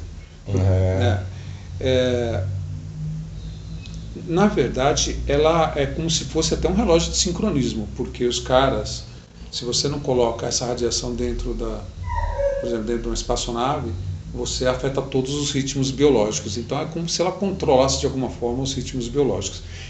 Tem uma discussão a respeito disso. Será que, por exemplo, será que a radiação solar, será que a intensificação, porque ela agora aumentou a velocidade. Acho que era 16 horas dia agora, não sei se não, ela tem uma velocidade por si, ela tem uma velocidade que era de 11... 16 agora, não está 16? Ela está agora em 16, acho que era 7, não me lembro agora. Era 7,83, eu 7, qualquer coisa, foi aumentando, está cada vez mais veloz. Mas isso parece que é como se fosse, ou seja, a gente tem um monte de sincronismos, que sincronizam inclusive a vida física. Eu acho importante a gente dizer isso, porque a gente está, na verdade, na prática da coisa, a gente está com menos tempo de existência, não está, não? O tempo está caindo cada vez mais rápido, a gente está com menos tempo para trabalhar as coisas. Agora, então, pois esse tempo que está cada vez mais rápido, por que talvez ele esteja cada vez mais rápido? Então a gente está mergulhado dentro dessa distorção espaço-tempo gerada pelo nosso Sol. Por isso que o tempo é local. O tempo não é universal, não existe essa parada de tempo universal. Tempo local. Ele é local. E ele difere de mim para você. O meu tempo pode ser diferente para você. Quando a gente está parado aqui, a gente está sincronizado. Mas se você começar a se mover na minha direção, você vai parecer mais lento para mim. É porque eu não consigo perceber isso, porque isso acontece de uma maneira muito a nível de micro. Segundos, micro, milésimo, micro e micro. Inclusive o tempo individual também é muito diferente. Ele é individual. E depois, quando você para, a gente sincroniza. Mas se alguém estiver em movimento, uma pessoa que está em movimento, a tendência é ela de ficar mais lenta. Eu vi uma cena muito interessante dos relógios, dos marcadores de compasso, né? Eles totalmente desincronizados. Depois tem uma hora que parece que eles sincronizam, e ficam um tempão sincronizados fazendo isso. Então essa questão, ela explica o quê na nossa ambiência de convívio? Vai chegando nessa história que eu te acabei de falar. Quando você que está parado, sincroniza o tempo. Mas quando você entra em movimento, sabe, que são dimensões. Você tem a dimensão do espaço e a dimensão você tem a dimensão do tempo e você tem a dimensão... Vamos pegar aqui o eixo das abscissas e das coordenadas. Imagina que nesse aqui você tenha o tempo e esse aqui você tem o espaço. Se você ficar parado no espaço, o tempo está fluindo. Mas se você começar a andar no espaço, saca? Você está andando no espaço, aí a força é uma resultante dessa força e desse cara aqui. É matemático e físico. E aí o que acontece? Essa força resultante o tempo, quando você começa a caminhar aqui, então esse tempo ele começa a ficar menor. Porque você está andando aqui. Se você parar, aí ele aumenta. Se você anda, ele vai diminuindo, ele vai ficando mais lento, na verdade, perdão. Entendeu? Aí voltando, só para completar a sua resposta, claro. Que você... Por que o tempo está passando tão rápido? Imagine só, alguma coisa deve estar afetando o nosso espaço-tempo, deve estar comprimindo ele. Ou seja, um objeto, provavelmente, que vem se aproximando, vai interagindo com a nossa estrela, ou seja, sabe aquele espaço-tempo em que eu e você estamos mergulhados nessa distorção? E o Carran disse que, olhando do lado de fora do sistema solar, para eles o nosso sistema está acelerado. O tempo está acelerado no nosso sistema solar. E quando você fala um objeto se aproximando, pode ser uma grande nave-mãe, por exemplo? Não, uma estrela, que é aquela estrela que foi ejetada há 12 mil anos atrás. Essa estrela chegando junto agora. Imagina, era um sistema binário, digamos assim. Se a gente, vamos olhar por esse prisma, que muita gente vai achar que é maluquice, mas não, tem muito cara dizendo que o nosso sistema é binário, tem 2 estrelas. E que numa nebulosa, quando você tem um protodisco lá, está nascendo uma estrela, na verdade nascem 2. E uma fica mais ou menos no protodisco, pode ficar até na ponta. Esses dias mesmo mostraram um protodisco que tinha uma estrela nascendo na ponta, enquanto a do meio nascendo também, entendeu? Então, então pode ser que tenha 2 estrelas. Então aliás, boa parte das estrelas na nossa galáxia formam sistemas binários. Não sei se você sabia disso. Não. Pois é, pessoal. A gente vê muito falar sobre o segundo Sol aqui, né? Eu falo sobre esse tema muito. Você também fala, né? Fala. E uns dizem que aquilo pode ser reflexo de uma nave que está ali no espaço, tal, reflexo do Sol na nave. Outros falam que tem uma projeção de luz em algum astro próximo também. O que você diz então sobre isso? Não, eu digo que isso tudo é falácia, tudo isso é invenção, porque tá cheio de invenção na internet. Depois que inventaram ferramentas de edição e animação, tudo é muito fácil, tudo é possível. Você colocar uma cena que está aparecendo o Sol, ou alguém mesmo, um reflexo óptico da atmosfera, alguém chega e joga um fake news. E o fake news, cara, espalha que nem rastilho de pólvora. Quando você incendeia, vai embora. Bom, enfim, então boa parte do sistema das estrelas da nossa galáxia, supostamente das outras também, formam sistemas binários, ternários, quaternários, tem até sistemas com vínculo gravitacional de até 6 estrelas. Nossa, então você imagine, então você tem 2 estrelas girando através delas, você pode ter um sistema, se elas são próximas, você pode ter um sistema planetário que está girando ao redor das duas, as duas estão girando e o sistema planetário. Então é um tipo de sistema planetário, com as duas dentro. Agora, se as binárias não são próximas, elas são distantes, aí tem um sistema planetário rodando aqui e o outro rodando aqui, enquanto as duas estão girando entre elas. E elas giram dentro de um campo comum de massa. Então tem uma fórmula para você calcular isso. Entendeu? Então, se elas forem do mesmo tamanho, elas vão girar como um círculo. Se elas não forem do mesmo tamanho, uma for menor, aí elas vão fazer um negócio assim, ó. Em que quando uma se aproxima da outra, aumenta a velocidade e depois, quando afasta, a velocidade vai reduzindo. Que provavelmente é o caso da nossa, que vai se aproximando, vai aumentando a velocidade, vai afetando o espaço-tempo, o tempo vai ficando acelerado. A gente tem essa sensação de aceleração. Legal. Bom, a gente não quer te atrapalhar porque a gente já está com 1h30 aqui de conversa, e a conversa é muito boa, que dá para a gente viajar nisso em um tempão, mas como você tem um cronograma que você quer seguir aí, eu não sei como é que você está de espaço-tempo aí. Meu espaço agora já começa a complicar por conta até talvez de alguns outros compromissos, mas... Não, mas dentro da tua configuração de disposição aí. Não, tá. Aqui, na verdade, eu estou com a minha apresentação posicionada num caso específico aqui. Deixa eu até mostrar aqui. Será que a gente consegue mostrar isso para o internauta? Claro. Como é que a gente mostra aqui? Não, depois eu coloco isso para eles lá. Então, quando você fala, eu ponho lá. Veja só, eu vou falar de algumas evidências de que esse desastre ocorreu há 12 mil anos atrás.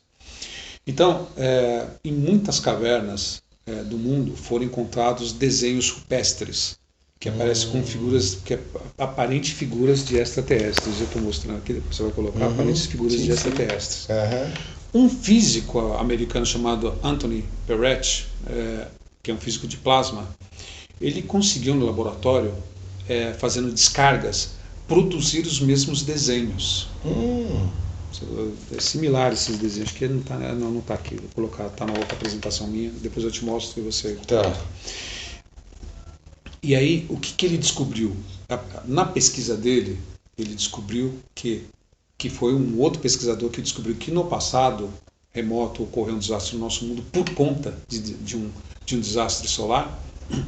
Ele afirma que aqueles desenhos rupestres nada mais é do que o testemunho daquelas pessoas de descargas elétricas, tornados elétricos, descargas elétricas à terra sendo geradas por conta do intenso bombardeamento solar atingindo a nossa atmosfera. Caramba, cara. E aqueles tornados produzem aqueles desenhos iguais. Então, e ele provou isso porque ele conseguiu recriar esses desenhos no laboratório fazendo descargas de plasma.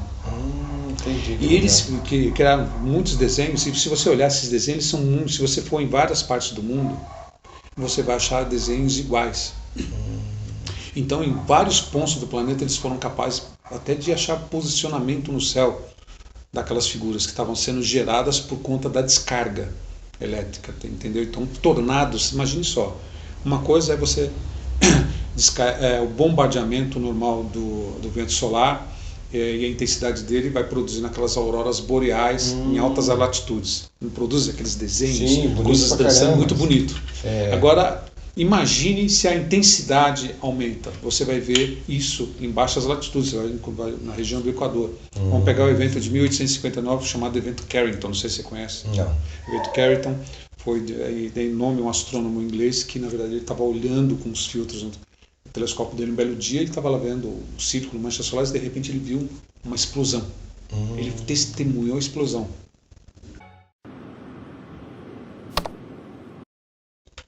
Esse cientista, esse físico de plasma chamado Anthony Perret, ele foi capaz de relacionar esses desenhos rupestres encontrados nessas cavernas no mundo todo, que aparentemente seriam figuras de extraterrestre, que alguns vinculavam isso com figuras Não, há um testemunho daquelas pessoas daquele tempo em que a turbulência era tão grande por conta da atividade solar, da turbulência da atividade solar, que produziu uma situação catastrófica no nosso mundo, gatilhando eventos, maremotos, terremotos, vulcões explodindo. Então você imagine que naquele tempo foi um inferno, do dia para a noite. Imagine só a nuvem naquela época, os oceanos eles eram 120 metros mais baixos do que eles são hoje. E esses 120 metros que cresceu, de onde que surgiu essa água? Surgiu da onde? Surgiu da cobertura de nuvens, chuvas torrenciais. Você lembra do dilúvio universal? Sim, 40 dias. Porque supostamente a cobertura de nuvens naquela época era maior, nosso planeta era muito coberto por nuvens, então muita quantidade de água na cobertura de nuvens. Você lembra aquela história que eu te falei do clima? Primeiro, quem é o primeiro ofensor? É o Sol. Segundo ofensor, os oceanos. Terceiro ofensor, cobertura de nuvens. Entendeu? E aí aquilo despencou, veio para baixo também. Imagine só, chuvas torrenciais, encharcando terrenos, terrenos deslizando, cobrindo cidades. Você já percebeu que os arqueólogos têm que cavar para descobrir as coisas que estão no chão? O tempo todo. O tempo todo. Mas por que? Você já se perguntou por que acontece isso? Porque alguma coisa aconteceu que inundou. Que inundou e que o terreno deslizou. Meio encharcou. Meio brumadinho, assim, né? Trazer tudo, escondendo ao mesmo tempo todos esses... Inclusive, essa história também que eu falei sobre o brumadinho me fez te perguntar uma coisa que é uma curiosidade que eu já tenho faz tempo, é a respeito disso. Quer dizer, nós estamos estragando todo o nosso planeta, né? Com a nossa inconsciência. Eles têm algum plano sobre isso? De restauração? Porque isso ele fala que isso faz parte do próprio entendimento humano, que ele vai avançando, que a gente está melhorando, entendeu? Eu entendo o seguinte, que hoje esse nível de conscientização a respeito do cuidado com o planeta, ele avançou muito, né? E muito. E essas pessoas novas, essa geração nova, essa garotada nova que está chegando aí, eles estão muito mais preocupados em cuidar do planeta do que a geração que está aí estabelecida. Lógico, tem gente Se você vê o Greenpeace, é um exemplo de gente que está engajada em manter o planeta, em cuidar do planeta. E à medida que essas novas gerações vão chegando, então, por quê? Porque isso conecta com o campo energético.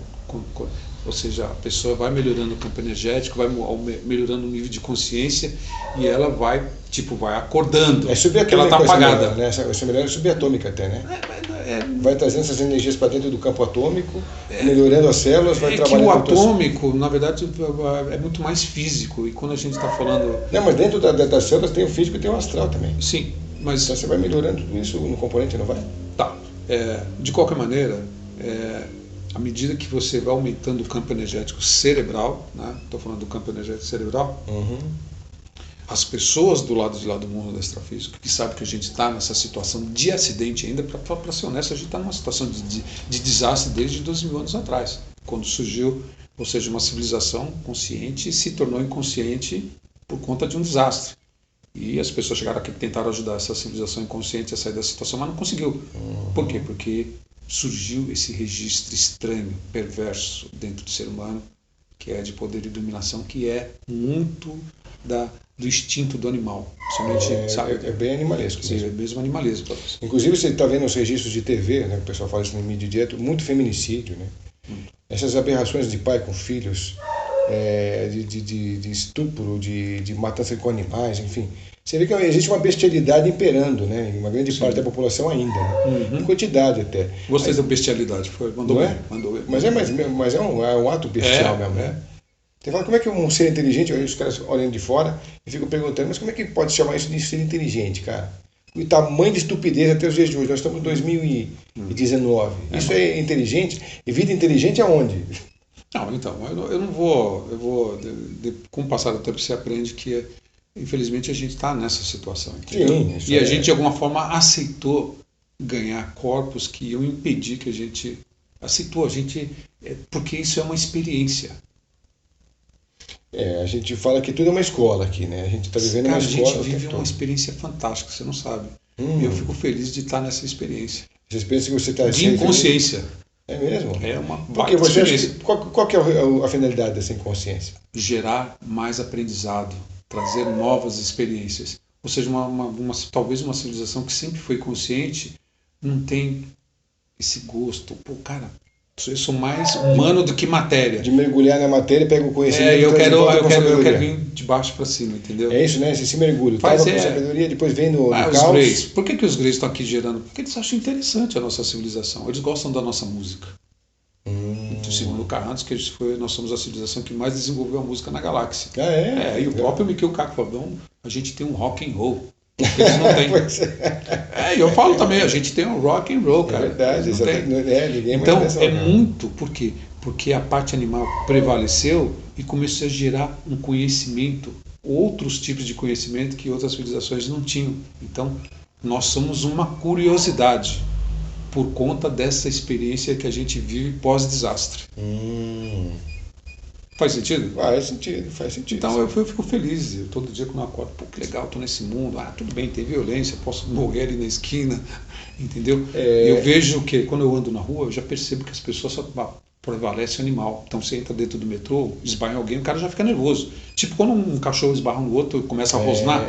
Falta de socialidade, né? Não, porque você vê os animais, é o comportamento do animal. Então, quando o animal não faz isso, é porque já está socialmente ensinado, né, a se comportar no meio. Né? Você tem que, se você fosse consciente, ou pelo menos fosse forçado a ser consciente, você teria que cuidar do seu animalzinho.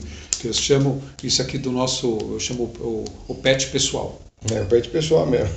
Faz sentido o pet pessoal? Faz. O pessoal fala, eu não gosto de cachorro, eu não gosto de animal. Eu falo, meu amigo, você está completamente enganado. Pelo menos um animal você tem na sua casa.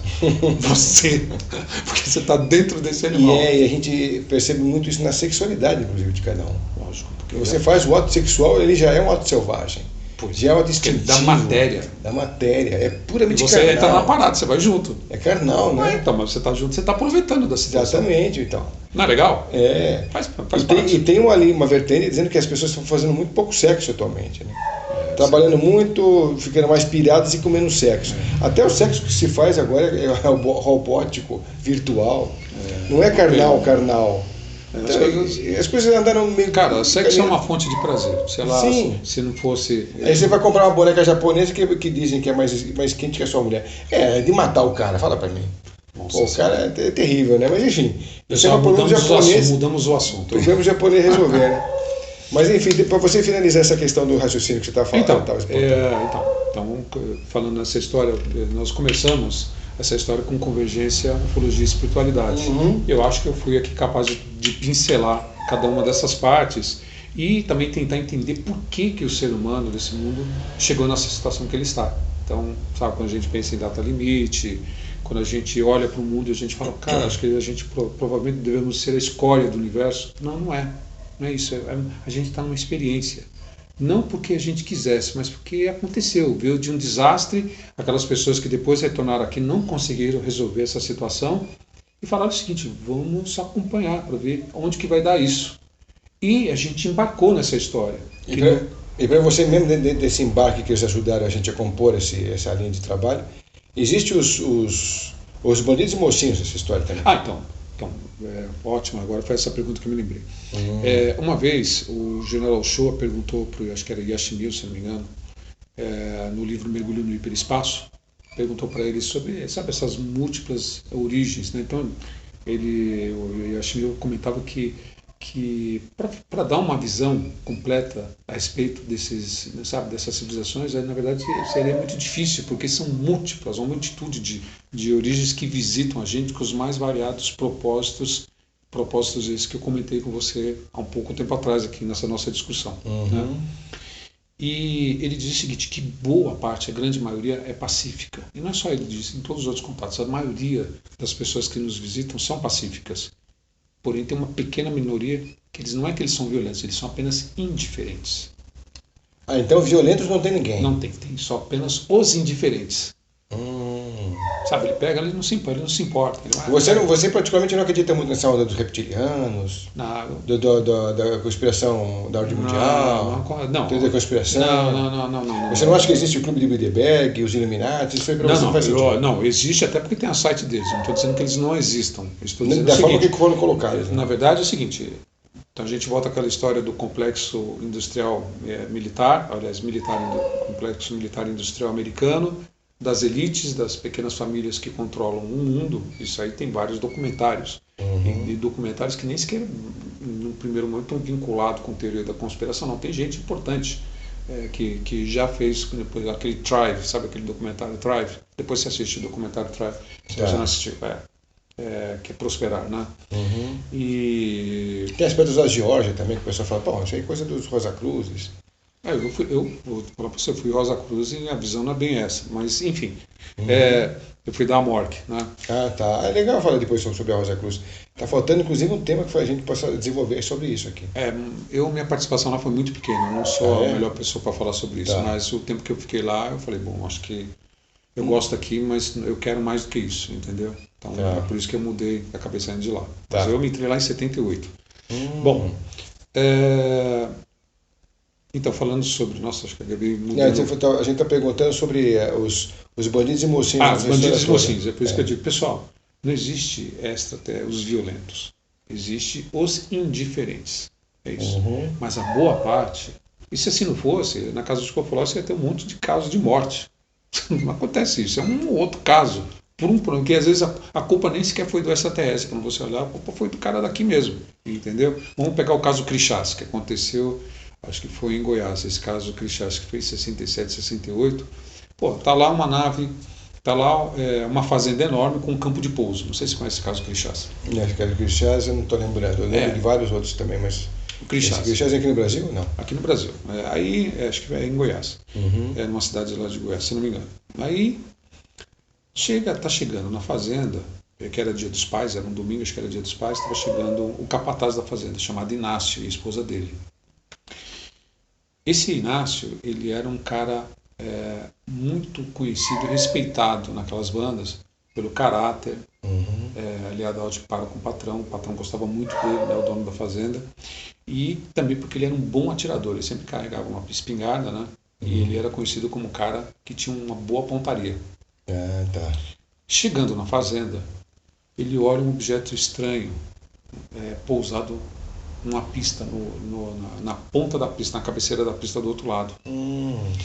E aí ele e a esposa foram, eles tinham chegado de charrete, eles foram descer da charrete, foram se aproximando. E o cara achou e ele no primeiro momento, como ali tinha um campo acho que era do exército, que tinha campo de pouso, tinha lá, ele achou que aquilo fosse algum objeto do exército, né, que estava sendo testado, e o dono, que era o patrão dele, tinha muito contato com o pessoal das Forças Armadas. Aí ele foi caminhando, aí ele viu 3 pessoas tipo brincando do lado daquele objeto, que num primeiro momento ele achou que elas estavam nuas. Mas à medida que ele foi se aproximando, ele percebeu que não eram crianças, que elas também não estavam nuas. E aquelas pessoas, quando se deram conta da presença do Inácio lá distante se aproximando, elas viram o Inácio, aí elas saíram as 3 correndo na direção do Inácio. O Inácio é um cara simples. O que aconteceu? Ele ficou assustado. E aí ele pegou a espingarda, gatilhou e atingiu o cara do meio. Ai, caramba. E aí a nave que estava pousada no canto da cabeceira disparou um feixe de cor verde, se não me engano, atingiu ele aqui. Aí ele foi derrubado. E a esposa veio correndo e pegou a espingarda para tentar defender. Mas quando ela pegou a espingarda e viu, eles já viram os 2 seres carregando o que tinha sido atingido, levando para dentro da nave, e viu a nave partindo velozmente. Aí eu pergunto para vocês, quem foi o violento nessa história? Exatamente. Se não fosse o cara ter atingido primeiro, o outro não ia revidar. Exatamente. Mas veja só, pessoal, como na verdade não tem uma violência nessa história. Aparentemente é uma violência, mas não é uma violência. Porque o Inácio chega no hospital e a única coisa que ele falava, o patrão dele foi visitar ele no hospital, eu falava para ele, eu matei um homem, eu matei um ser humano.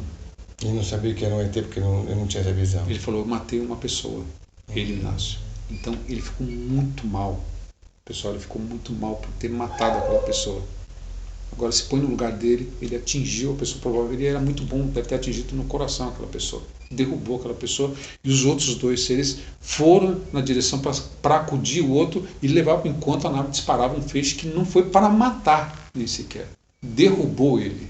Teve uns casos que eu ouvi, não sei se é verdade, que quando a nave mantém em contato, você tem um tipo de doença no ser humano que não tem de salvação, cara. Define com certeza, né? Não sei nem quanto tempo demora. Isso foram vários casos, né? Você tem relatos disso também? Olha, eu vou falar daqueles que eu li, aqueles em que acontece situação de morte, por exemplo. Nesse caso foi 2 meses depois ele morreu, o Inácio. Ele morreu. A causa da morte foi leucemia. Então, provavelmente o feixe de raio também teve... Ficou com manchas. Não, então, mas você tem que levar um fator que ninguém considera, o estresse pós-traumático produzido pela experiência. Então mas esse estresse por si só, ele não pode matar a pessoa, pode levar a pessoa à morte. Mas o raio em si não teve culpa nisso também? Então, potencializou o fato? Veja só, o raio só foi atingiu ele para derrubá-lo, não foi para matá-lo. Então a culpa dele se sentir ter matado o cara, aqui também, então você acha que provocou isso dentro dele, né? Então ele ficou com aquela história na cabeça. Tanto é quando ele estava mal, que ele estava prestes a morrer, ele pedia até para a esposa dele queimar todas as coisas dele. Ele ficou mal com aquela história. Aquilo afetou muito ele, porque ele nunca tinha matado uma pessoa. E na cabeça dele, ele matou uma pessoa. Que aparentemente, depois que deu na cabeça dele, eles só queriam conversar com eles. Agora, também tem a burrada dos caras da nave, sabendo que está num lugar onde as pessoas, a predominância é do animal, não do ser humano. A predominância é do animal, porque você não sabe a reação do animal. Eu e você, se a gente estiver de frente protagonizando um fenômeno desse, eu não sei qual que vai ser a minha reação, apesar de décadas estudando sobre isso. Eu quero ver se faço um programa com você para fazer várias perguntas a título de a real história sobre os ciclos das plantações, essas questões dos tipos de seres, a questão dos casos que você tem para contar, quais são as novas descobertas desses casos e tal. Então a gente vai fazer um programa em cima disso, tá bom, com uma cobertura um pouco mais assim detalhada. Vamos mais afunilar a coisa. Hoje fomos muito abrangentes aí em várias questões, né? Exatamente. Mas acho que o nosso amigo internauta, acho que ele curtiu, porque é um papo diferente, um papo que abrangeu astronomia, abrangiu física quântica, abrangiu propriamente a própria ufologia, enfim. Espiritualidade. Espiritualidade, você fez um apanhado bem interessante mesmo. Você tem alguma coisa mais a acrescentar dentro do tema? Não, para mim acho que nesse momento, né, eu acho que desse nosso bate-papo de hoje, acho que a ideia, pessoal, foi mais a gente falar de uma maneira abrangente sobre alguns temas que eu particularmente estudo, né, e a gente depois em outras oportunidades a gente afunilar para a gente ser um pouquinho mais direto no ponto. Inclusive eu acho que o Valmir, quando ele faz um tema específico e aprofunda e desenvolve, vale a pena a explanação e as pessoas conhecerem o seu trabalho, né, nos congressos, nas palestras e tal. Você quer deixar o seu contato para o pessoal que quer te chamar para fazer tantas exposições? Olha, pessoal, para aquelas pessoas que se interessam pelo meu trabalho, que queiram me chamar para algum tipo de palestra presencial, é só vocês, na verdade, vocês vão me encontrar pelo Facebook. Então, para mim, acho que o mais interessante é primeiro pelo Facebook e depois, a partir daí, a gente troca os contatos, né? Meu nome no Facebook com W Valmir Costa, né? E para você internauta que já tem, por exemplo, o Fred no Face, também já, né? certamente vai me encontrar lá também, porque eu sou amigo, a gente está conectado no Facebook. Isso, exatamente, porque ele também é do grupo do Maldonado, querido Maldonado, que está sempre com a gente aqui falando sobre ufologia, explanou muita coisa bacana com a gente, a Gilda Amor. Enfim, um pessoal muito bacana que está na área, sabe o que fala. Tem muito conteúdo dentro do contexto. E você faz parte desse grupo de estudo já há muito tempo, né? Você falou que 35 anos que você está. Eu estudo esse fenômeno há cerca de mais de 40 anos, acho que uns 42, 43 anos. Então, quer dizer, conteúdo de informação e a crescente adaptação de novas histórias, de novos conteúdos, você tem feito um entrelaçamento. Por isso que eu falo, um novo programa com você sobre tudo isso vai ser muito interessante. Tá legal. Então, acho que vai valer a pena mesmo. Então, eu também vou ficando por aqui com o nosso querido Valmir Costa. Obrigado, Valmir, por estar junto mais uma vez aqui com a gente. Pessoal, um grande abraço a todos. Espero que vocês tenham uma semana ou uma continuação de semana maravilhosa. Fiquem com Deus e beijo no coração. Valeu, gente. Obrigado por mais um Tocando Oculto e espero vê-los numa outra ocasião. Valeu, gente.